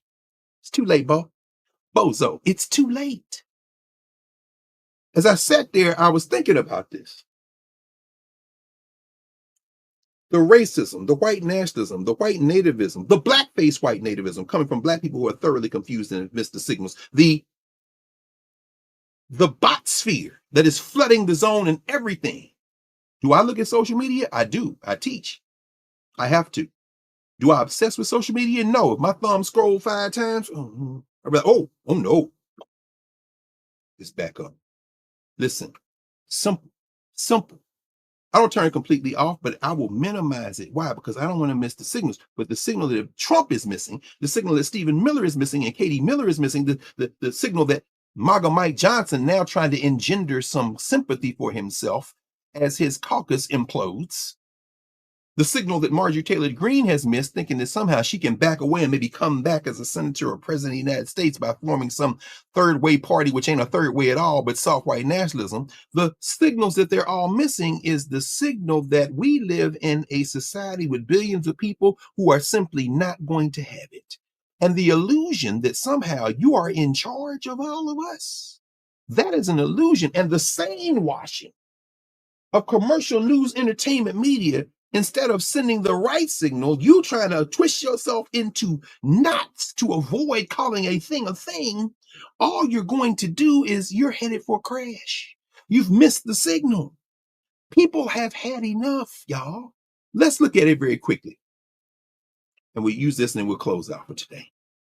The Africana Studies Framework, again, very useful to help us walk through this very quickly. Had intended to spend all that time on John Churchville and Deford Bailey, but guess what? That's why we're in class. This is why I spent my whole life, prophets spend our whole life. We're teachers. We work in the space, prophets, a communicator, fighting in the space to establish a platform where we can communicate and pour those clean glasses of water, because we understand that we are surrounded by the ish. It has flooded the zone and it's making people a lot of money, and perception is reality. Lane Brown writes about, very interesting in here, about one of these royals or big CEOs having lunch at some fast food place, and the stock went up 30% once the images got out. People just out here wilding on perception. Right? The memes, the meme coins. But let's look at our African Studies framework. We'll close out for today. Social structure. Who are we to each other? What's the context we find ourselves in? We've been talking about that a lot today, so this won't take much. The desperation of this current U.S. administration, federal administration, is palpable. Look at the litany of desperate acts just in the last week since we've been together.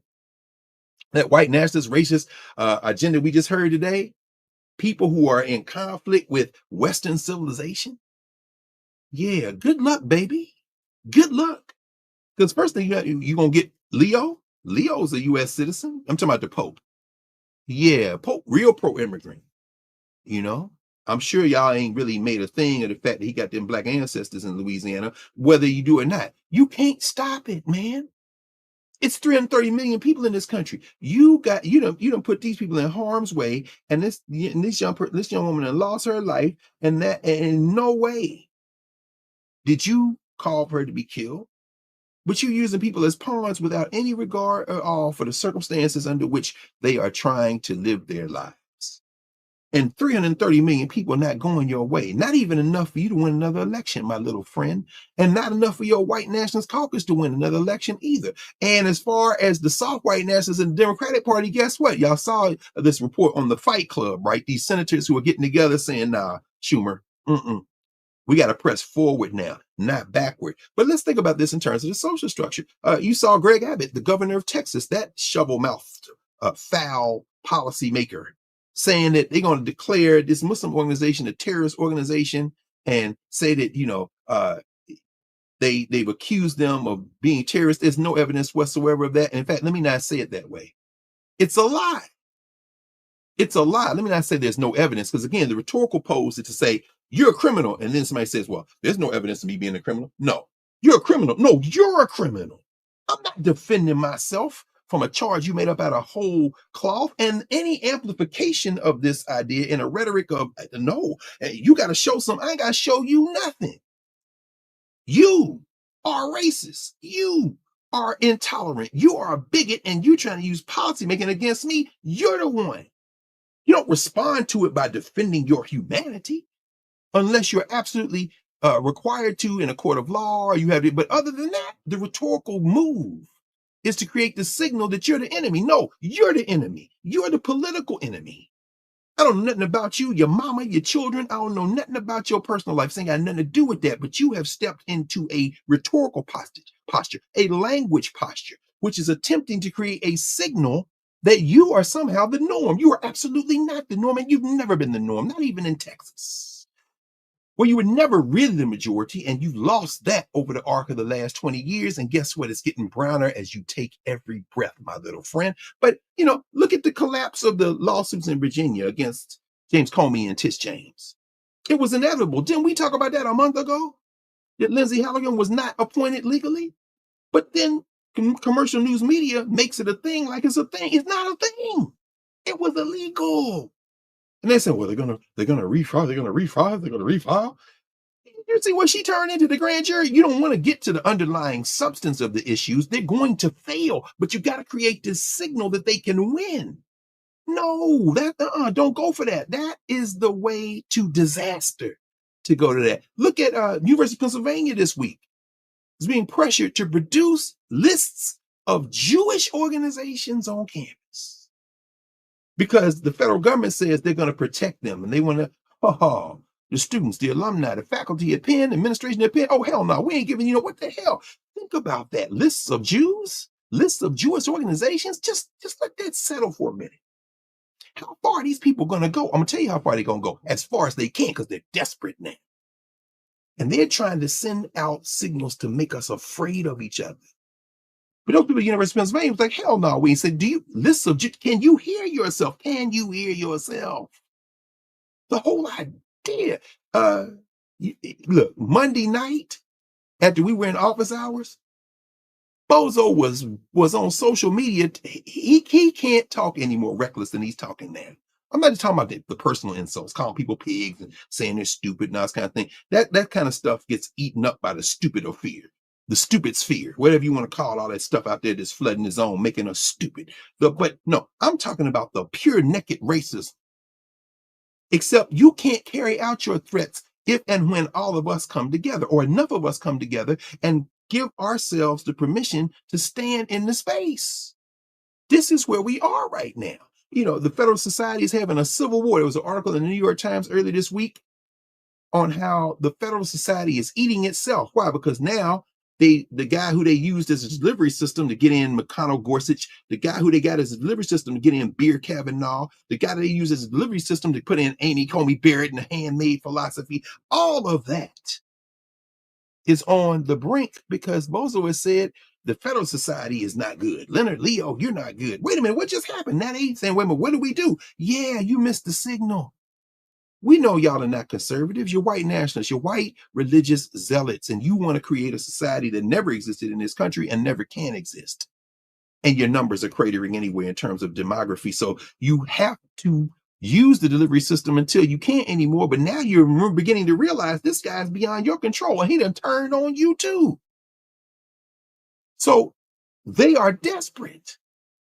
Eileen Cannon in Florida. Remember Judge Cannon, the one that said, oh yeah, you took all them documents to Florida, but I'm going to get that. I'm going to dead that for you. Thoroughly unqualified judge. Now, Jack Smith, remember the prosecutor that was going after Trump, even as they dismissed the case in Georgia because they got rid of Fani Willis and they put somebody in there with the express purpose of dismissing the case or withdrawing the prosecution. And they did that. Mission accomplished. Go to hell. Don't matter. But Jack Smith did a two-volume report on that whole process of where them documents came from and all that, the inappropriate violations and all that. Well, Judge Cannon has been ruled on by the Court of Appeals that told her, you got 2 months to release that report because she's been dead in the report trying to drag her feet.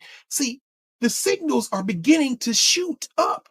If we can just pay attention, it has peaked this weekend in my home state of Tennessee.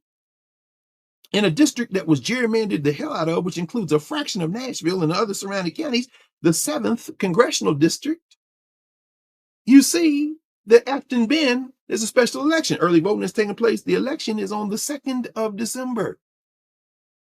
On Tuesday, December the 2nd, because Monday, December the 1st, of course, is the 70th anniversary of the Montgomery bus boycott, beginning with Rosa Parks. But on the 2nd of December is election day, and they are terrified. Because you got a whole MAGA white nationalists running for the Republicans who thought that was a safe place. Trump won by 22 points in the presidential election, but now they're saying, the mass media, it's too close to call or it's a dead heat. No, you know what it is? It is a signal for you to get up and vote and to go out there and maybe because, if Ben wins, I don't know, maybe 10, 12, 20, whoever know how many more white nationalists might resign in the next couple of weeks. And before you know it, MAGA Mike is not the Speaker of the House. And then Hakeem Jeffries is. And then you got some work to do on him. Don't we, Mr. Leader, sir? In other words, this is an ongoing struggle. There's no such thing as a victory that's won forever. The price of freedom To quote the homie out of Bell Wells Barnett, the price of freedom is eternal vigilance. You got to win this fight, as Marvin Gaye would say. I had to win, then start all over and win again. But guess what? If Deford Bailey can say every day is Sunday, you can damn sure do no less. Because that man should have been all over everything. Induct him in the Country Music Hall of Fame in the year 2005 after he has been an ancestor for 22 years. Nah. You should have put him in at the beginning. Roy Acuff, who said, when I got to Nashville, nobody knew me. I started hanging out with Deford Bailey because he had the name and he put me on and I was walking around. When it came time to induct him in the Hall of Fame in the 80s, you know what Roy Acuff said? Nah, he's not really an original contributor to country music. This Roy Acuff, the king of country music, right? Guess who drug him for filth? The rest of his friends who was still living, who knew Deford Bailey and who knew what he contributed. So much so that he had to come back and say, you know what, if they put his name on the ballot, he has a vote from Roy Acuff. Well, thanks, Roy. That's mighty white of you. So the whole idea then, in Tennessee, there's a political fight going down in this weekend and up to Tuesday. Get in there and break the political back of that MAGA congressman and see what you can do to help ourselves. Don't miss the signal. Came out news from Brazil this week. Jair Bolsonaro, who's in jail. You know why he was trying, the president of Brazil, who tried to do what Trump tried to do here, he tried to do it in Brazil, and they because Brazil has a country, they put his ass in jail, and they given him home arrest for appeals, but while he was at home, he was trying to file off his home bracelet, his monitor. You know why? Because it came out now, it's been revealed. Guess who was saying, if you can get here, I got you? Trump. Hey, man, it's time to shut the guy down politically. And it can be done. Look at the signals. The desperation is there. The mass media is saying Washington got to stop. Let's go to the second of our 6 categories, governance. The conversation we have to have now, that we are having week after week, that we're having on SiriusXM, that we're having on all these other platforms, Black Star Network, that we're having. I see Joy Reid. I see Native Land Pod. Everybody got a microphone. Let me just say that. Everybody got a microphone, but we have to now in our governance formation discern what we're listening to and compare, and then begin to shed, go on a media diet. I'm not mad. I love Fat Joe's music. My people don't dance. They just pull up their pants. Do the rock away. We remixed that for the Freedom School. Yeah, my people don't dance. They just pick up their pens and do the right away. Anyway, but the point is this.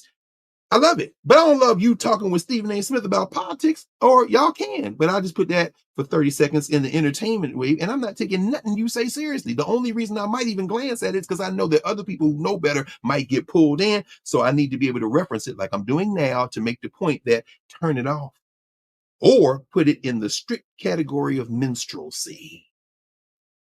Laugh and keep moving, but don't listen to it for political insight, because there's no political insight being said there. Though they're not speaking because they're not listening. They're not talking about anything because they haven't studied. It is teff. It is idle chatter. If it were a basketball play or a musician, you wouldn't listen because it would be so bad or so ugly that you would realize immediately what it was. Don't miss the signal. Understand in terms of that theory of Dom. There's no protocol. In an oversaturated, unconvened community. Let me do that again. In an oversaturated and unconvened community, what you have then is we don't have the developed capacity to discern which is which and what is what. Week after week in office hours in Newbie, we come together by the thousands and we discuss things. We have conversations. Do we all have the same opinions? No, nor should we. Steel sharpens steel. But the point is, steel sharpens steel. Steel don't sharpen butter. Steel slices through butter. We're developing our steel capacity, our hardwood capacity, our granite capacity. We are building our capacity, our innate capacity, not retreating into a lowest common denominator, but that requires an intentional convening. We must come together with that intent, with that purpose. That's how we assess. How do we assess where we're going? What is the quality of what we do? That's the assessment. People think about that in terms of academics, in terms of grades, but we got to rethink that now because the technology has wiped out and is wiping out the old ways of assessing. So does that mean we go to the older ways of assessing? Yes, the older ways of assessing are going to speak to how do we contribute to the community. In the Black University class, one of the assignments that the young people had that we're going to replicate in a different form for the global Black University class is you had to talk to an elder. That's why Dr. Rabot came and talked with them. You got to speak with an elder. What's the objective? The objective is to get you to recognize, number one, that the elders are there. Number two, that you must listen intently with them. Number three, that you must be in conversation with them. And then number four, you are now unblocked to do what you need to do in your life. Why? Because my objective wasn't a grade or a number. My objective was all of those things I just stated, because ultimately you will be a member of this community by understanding that there is a community and there are expectations of you, and you have expectations of these elders. There's a protocol in place. Let's go to ways of knowing, the third of the 6 categories.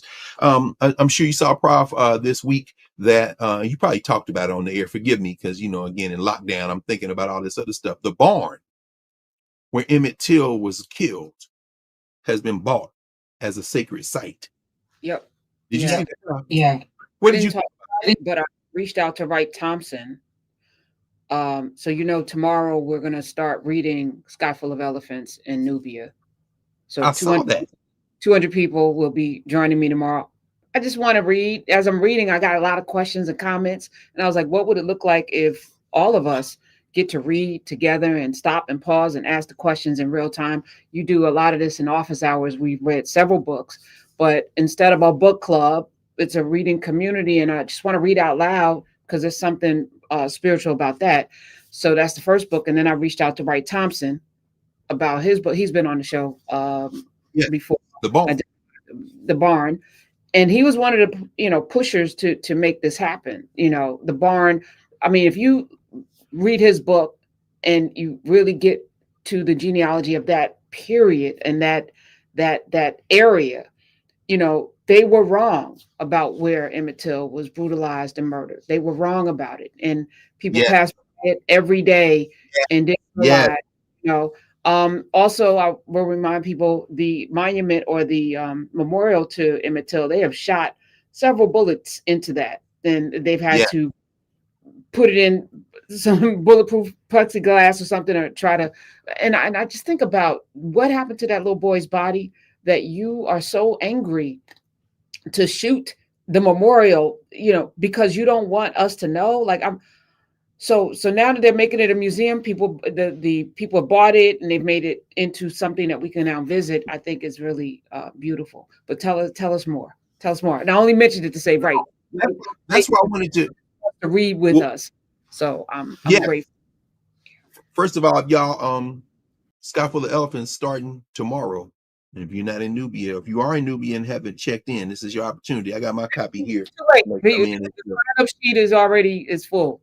Too late. It's full. That's good. You need no problem. No problem.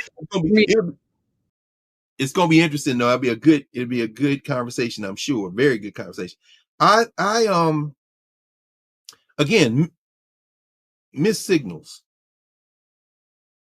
You know me, place is very important to all of us. Where are your people buried? Where are your ancestors? Where are your origins?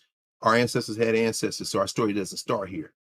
I was reading some of the conversations around this purchase, and you know, big up to Shonda Rhimes for providing the money.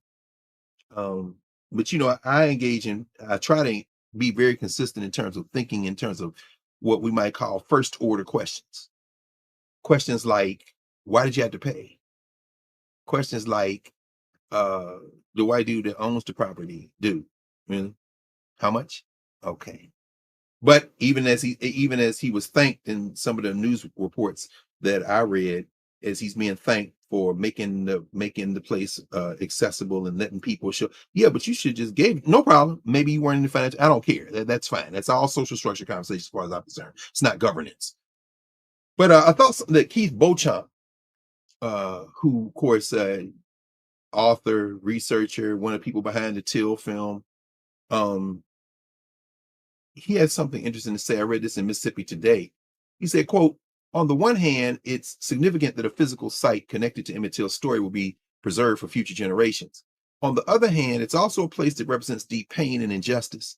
Regardless, it is a part of American history that must be acknowledged rather than forgotten, because remembering helps us understand and avoid repeating past mistakes. I think that's where I am with it. I would rather it exist than not exist. I think in my long view genealogy imagination, it would be converted into something very different. And by very different, I mean a place that would allow Emmett Lewis Till, Mamie Till, Lewis Till, his father, and everybody, Moses Wright, his great uncle, all of them to be connected to a deeper genealogy of African people. That imagination. Angie's writing an article right now. She's starting an article on elders as part of the protocol in Africana legal studies. And she's using Moses Wright, not as a Mississippian, but as an African. You know what I'm saying? Who is stood up. Do you see the man, Darhy? You know, I'm not scared of y'all. And I'm saying, but I fear that this reinforcement of these ass whippings, this is the thing that always bothers me about these. So go ahead, please. You compare it to Brian Stevenson's lynching museum. Like we've had this discussion before, and I absolutely, and again, I think it goes back to Jordan Peele. You think you're doing something, but you are mirroring kind of what they will allow.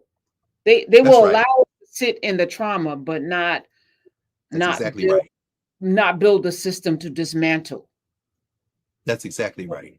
And to eliminate, because if somebody is shooting at a memorial to a 14-year-old who was brutalized, beaten over several days, murdered, had a 75-pound fan wrapped around, and then thrown like trash into the Tallahatchie, to not be discovered, that he floated up and was discovered. They tried to bury him. Come on. And his mom was like, dig him up. And then I'm going to put him on that they are shooting bullets into a memorial to Emmett Till tells you that this is having the experience of saying, oh, look at how horrible this was, is not the solution to make sure this never happens again. So to your point, what should be there? I think, well, let's start with, thank you, Prof. Let's start with the social structure. Like you said, they're shooting at this memorial for a premature ancestor who made transition 70 years ago. What you shooting at? You're not shooting at Emmett Till. You're shooting at us because we aren't dead and you can't kill us. You're very clear. Now let's look at the governance formation. Rather than borrow that trauma, I think that, and let me just pause here and say this consistent with what you said at the very beginning, Prof. I want to honor, I'm thinking about Travis Armstrong, Dr. Armstrong, who we see all the time. Travis be everywhere. He's came with us. He's all over. He would be Texas and San Antonio, coming to East Coast to see Travis always. And came to Ohio, Jelani and everybody, y'all know Marlon. There are many people doing what I'm about to say in Mississippi, all over the South, quite frankly. It makes my heart sing whenever I come into a National Park Service site. You know, I spend a lot of time at those sites. And I see Africa. I see things in the bookstores. I see things in the portraits and in the monuments. I see things in the bookmarks. I see things as the interpreters and the people working there are increasingly more and more connecting these things that are very comfortable for the United States and render people to narrate in a social structure rendering. I see them breaking out of that. Emmett Till is an ancestor. His name's on the wall in Ghana. I want to see a place that puts Emmett Till in conversation with all of his ancestors from the origin of humanity to now. Him becoming a premature ancestor was an attack on all of us. He lost his life, but we know that in Africana ways of knowing, he never ceases to exist. It has to be narrated that way. Trauma versus triumph. That is a trauma in a moment in a longer arc of triumph. And you got to stop narrating this thing as if our existence began with a whip, because that is a slave mentality. And I am not a slave, and neither was he, and neither was anybody ever in Mississippi. We were human trafficked. We were sexually trafficked. We were captives. But to change the narrative requires changing the narrative fundamentally. Let's talk a little bit about that in terms of that Jordan Peele documentary. I'll watch it at some point over the next few days. I'll put it on his background because I have a responsibility like you do. You watch all that stuff, Prof. I don't know how you do it. Your capacity never ceases to amaze me. I will watch things when I have to. I'm going to watch this. We're looking at the rendering, and I'm glad to see Mike Harriet there, our brother Mike. trying to, work through it. And I only saw the little clip where they introduced him in the commercial. So I got to see the rest of it now to put it in context. But let me be very clear about this. Earlier this month, a couple of weeks ago, Cleo Hearn, who was the founder of the Cowboys of Color Rodeo, made transition at age 86. We talked about him a little bit on Monday night when we talked about, of course, Mother Fletcher, and we talked about Jimmy Cliff and these other ancestors who have become ancestors over the arc of the last week, many of them on Monday. Queen Mother Roberta McLeod Reeves, who was the Queen Mother at Howard University, the longtime director of the Howard University Student Center, Blackburn Center. We're still waiting on arrangements to be talked about. I haven't seen anything formal from the university, but it doesn't really matter whether they give something formal or not. At this point, they will eventually, because so many people, thousands, have loved her over the arc of the 30 plus years she directed the center. We talked about those ancestors, and one of those ancestors was Cleo Hearn. And so any notion that says, we were the first cowboys. Okay, we weren't cowboys. I understand that's the phrase you want to use, and I know you're going to look for an African origin, but it's not necessary for that phrase to be shoehorned into the mouths of our ancestors. Number two, the whole narrative that, Black history is American history. It is not. It is not.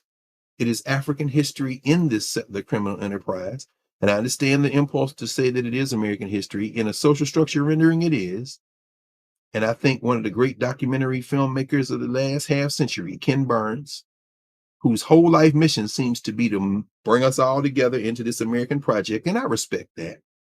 But as a descendant of those who were trafficked, and as an African person, I must say, sir, that this whole enterprise has to be fundamentally renegotiated. And your narratives, however helpful they can be in a short stretch, when you put them side by side, they can become very distracting. And I know that you understand that tension too, Mr. Burns, because in watching your American Revolution documentary, your latest one, that tension is now bubbled to the point where you can't even hide it anymore. And your rendering of the American Revolution as a civil war, I think, is exactly where you need to go.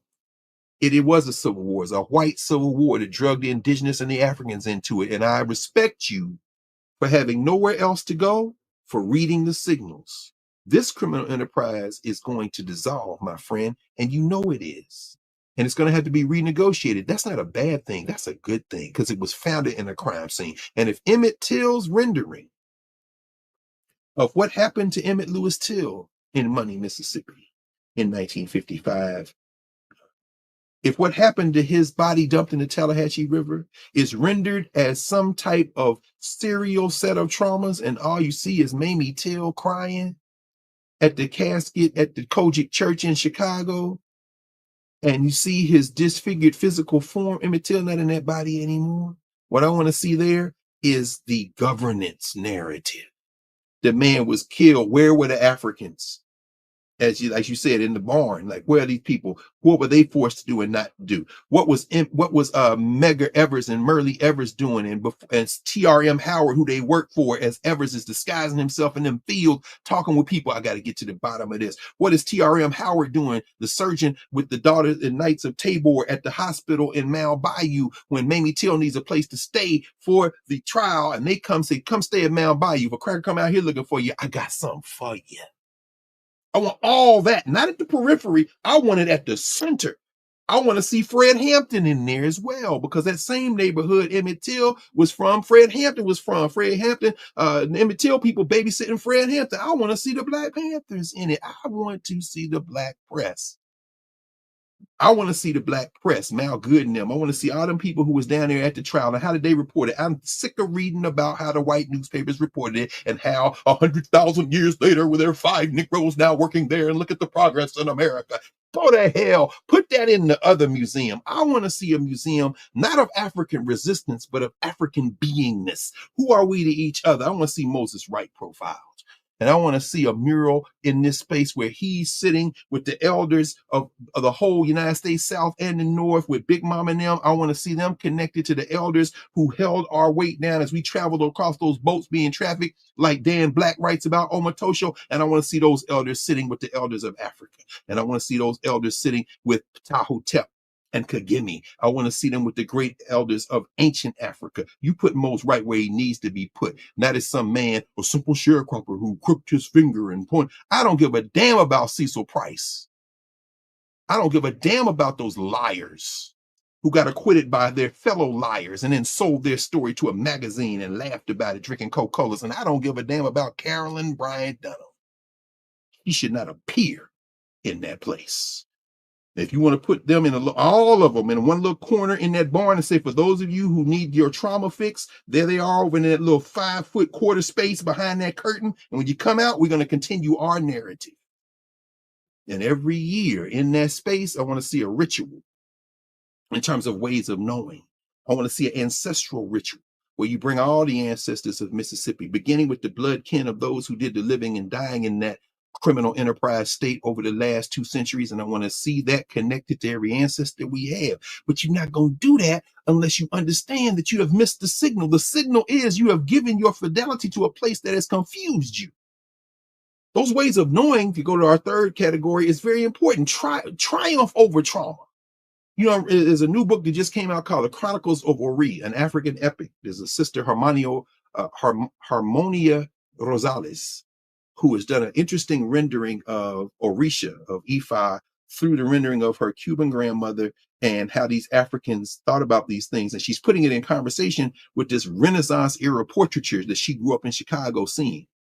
It's kind of like what Kehinde Wiley does, not the exact same, but kind of, and I think it's interesting, but it doesn't sustain me in this way. The narrative spine continues to use Europe as the reference. I'm not interested in the iconography of the Catholic Church, even as the Catholic Church and Christianity itself is derivative of African traditions, not making that argument. But if I want to see that, I'll look at the Ethiopians. I'll look at the Ethiopian church. I don't need to look at the Catholic Church and then insert Orisha, because one thing you see in Africana ways of knowing is very few times do you see human renderings of these concepts. There are whole Orisha that you don't see any human type rendering, any anthropomorphic rendering. So to make them into human beings is something that we see now. We see it all over. It's not a criticism. I'm just saying that we have to begin to understand that we are more than the flesh and blood. We say that, but do we believe it? Do we understand it? I don't know, because we often continue to reproduce this iconography of trauma or this iconography of triumph that is using the Western framework. We haven't dug down deep. I'll tell you, Prof, and I'm going to wind this up now. I felt this sensation many times.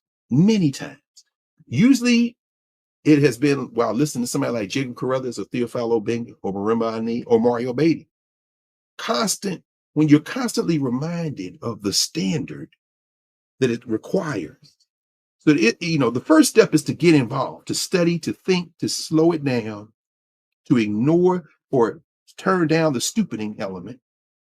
And then as you do it, to go with, as we were talking about a minute ago, or about an hour ago now, go with that feeling that you engendered. Oh, man, do that, keep going. No, I don't have time. I got to go back. No.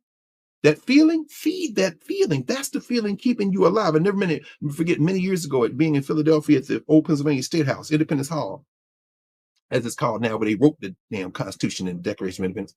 And Crick and Watson received the Medal of Freedom in Philadelphia. And I guess it was Watson, got up and said, when you're exercising and you're running and you're sore, but you feel good, those endorphins being released, that's your body telling you to keep doing what you're doing because it's going to keep me alive. He said, it's the same thing with ideas. I agreed with him on that. When you see a thing and say, that inspired me, that Jordan Peele thing may say, oh yeah, no, don't stop. Keep going. Why? Because one more documentary past that, maybe 2, and a book. And you're going to say, thanks, Jordan, for introducing me to this, but I'm leaving you like a pair of muddy shoes on the porch. I wiped my feet on your documentary, and now I'm going in the house. I appreciate you. This doormat's very important. I got this mud off my shoes, but then I'm going to realize I don't even like these shoes to begin with. Why not buy these shoes? Well, can I get some other shoes? But thank you, Jordan. I appreciate you, brother. But you can't keep reinforcing this mess. The deeper signals remain obscured by a lack of sustained and communal study. What's missing is the deeper signals. We're missing the deeper signals because we aren't taking the time. Study can't be done by yourself. By yourself is an important element. Absolutely necessary. When we get off here in a second, I'm going to go back to doing some work. But then it must be brought into community, into dialogue. That's why this Sky Full of Elephants is going to be a great conversation. And it gets greater the more we know. The more we know, we dig deeper, we dig much deeper. Okay, the fourth of the 6 categories, science and technology. As I said, AI, teaching, and learning being transformed, the assessments we have to now think about in this way, I think. As the science and technology reshapes all this stuff and just pours stuff over us so quickly, it's like drinking out of a fire hose. Okay, you can sip out of a fire hose. You ain't got to try to drink everything because you can't anyway. Quiet and focus is what's required. And what is your objective? Watching this piece, as I said, this whole, AI destroyed college writing conversation they were having. One of the things that came out in the conversation was very interesting. It had to do with grades. The idea that we are taught from the time we're old enough to be in an assessment environment, whether it be Head Start, kindergarten, certainly by first grade, all the way through, that it's the number, it's the grade, it's the letter, A, B, C, D, E, F, or 100, 99, 98, got to give you boom, boom, boom, boom, boom. Is that the objective? No, the objective is what those numbers are supposed to translate into. Mastery, awareness, capacity to develop. And if that's the objective, what's the objective under that? What's the reason you want to do that? Not individual achievement, but developing your capacity to contribute to the community. And if we look at it that way, there will come a time and a day, and we've been doing it here, where people will come in to the degree that they can at the moment. And the development is a development between where we are now and where we can be, and what our determination will be to get to that next stage. And we do that together. As classic Asa Hilliard, he said, I'm trying to close the excellence gap, not the achievement gap. The gap between what we can do right now and what we're capable of doing. That's the gap I'm trying to achieve. And I'm not trying to make it about achievement. So in terms of cultural meaning making, the fifth of our sixth category, we know that every generation has produced examples of that, whether it be Deford Bailey, whether it be Jimmy Cliff, who we talked about, who made transition this week, of course, who they call the first international reggae superstar. And it's true, but it's also a social structure rendering, a man who remained true to his craft, who produced and produced and produced the beautiful messages from his wife, from his children, just reinforcing the idea that this brother had a standard. And there are moments, films we can watch like The Harder They Come, which grapple with issues we're still grappling with today. Jimmy Cliff represented that. And finally, movement and memory. The signals that direct our movement, or should direct our movement, as we move to and fro during this holiday season, even as we see Klaus everywhere now, and all the music has started. Now they're going to go move, drive your behind into the store, drive your behind into the Black Friday, Cyber Monday. Remember, you have to have a place to be centered. For many years at Howard, his Queen Mother, Roberta McLeod, at Blackburn Center. You always know you could go there and be reinforced in your culture. She had an art gallery in there that has now been, now it's defunct. They wiped it out. But Miss McLeod, as long as we remember you, we remember that we can ground ourselves and remember. Just one example, of course, we saw Mother Viola Floyd Fletcher at 100 years old, now leaving sister and mother Leslie Benningfield Randall as the last person to walk the earth who was alive when the white nationalists went in to try to destroy African people in Tulsa and Greenwood. Mother Fletcher now joining her brother, Uncle Red, who you talked to, and, Brother Hughes. They remind us that we must never allow them to bury our story. It's what you said in this name of her book. Don't let them bury my story. And in terms of Emmett Till, movement in memory means not allowing Emmett Till to be lynched again in our memory. This perpetual lynching. Last Saturday when we finished, I went down to the last sessions. My man Sharif El Mekki, again, brother, love you. Incredible job last week. You and your whole staff, your crew, one of my daughters, Aunt Sheree Hines, everybody did a great job. There was a panel with Monty Jones, Lupe Fiasco. Very interesting conversation they were having. And my brother, Itai Thomas, was on the panel. They were talking about hip hop and education, this kind of thing. And at a critical juncture, Brother Fiasco said, sounds funny saying that, Brother Lupe said that he doesn't do math. He didn't learn in high school. He had traumatic experience in terms of high school and math. And he talked about this teacher who was this math teacher who said, white dude, I'll give you a D so that you pass. And then we can talk about whatever you want to talk about, hip hop, basketball, your future. At that point, the good brother Etan, because I know that I could feel him. Etan jumped in and said, "Oh, hold on. My mother was a teacher in Tulsa Public Schools for 30 years. I'm wrong. That's not, no. You got to hold them to a standard." I said, "Go ahead, Etan." And you know who was sitting there? We laughed about it later, was Akil Parker, part of our Nubia crew, who teaches systematics. And we were laughing. Somebody said, "Akil, I know you was bristling." He said, "Yeah, man. Oh, no, that's not acceptable." But I bring it up for this reason. The first time I met Lupe Fiasco, he had come to Howard with his sister, who's an educator, by the way. At that time, it was the Jacobs Carruthers Center in Chicago, in Center for Institute Studies. And they were showing a film called The Return of Emmett Till. It was a movie that was made by this young person filmmaker. And it's very interesting because the whole idea that Emmett Till comes back from the ancestral realm to wreak his revenge over that. And it was fascinating because, and Shanice was there, Thompson, she was in school at the time. She and Asheray, they were both undergrad.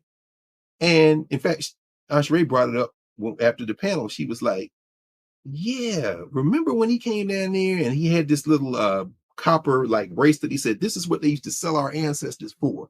And we never forget that we sold each other." And then, okay, this is an example of somebody who needs to do a little bit more, who's clearly very bright, who's clearly done a major contribution. But in terms of movement and memory, you can't start your movement and memory and then stop searching for it, because there's always a before, as you said, Prof.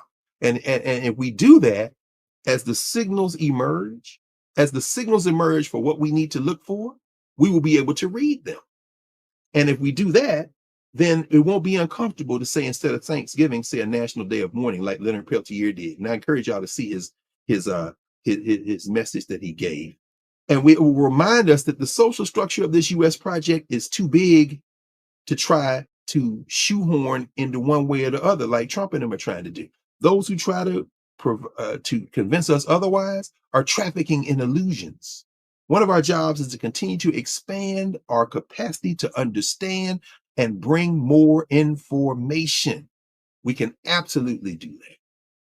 So it's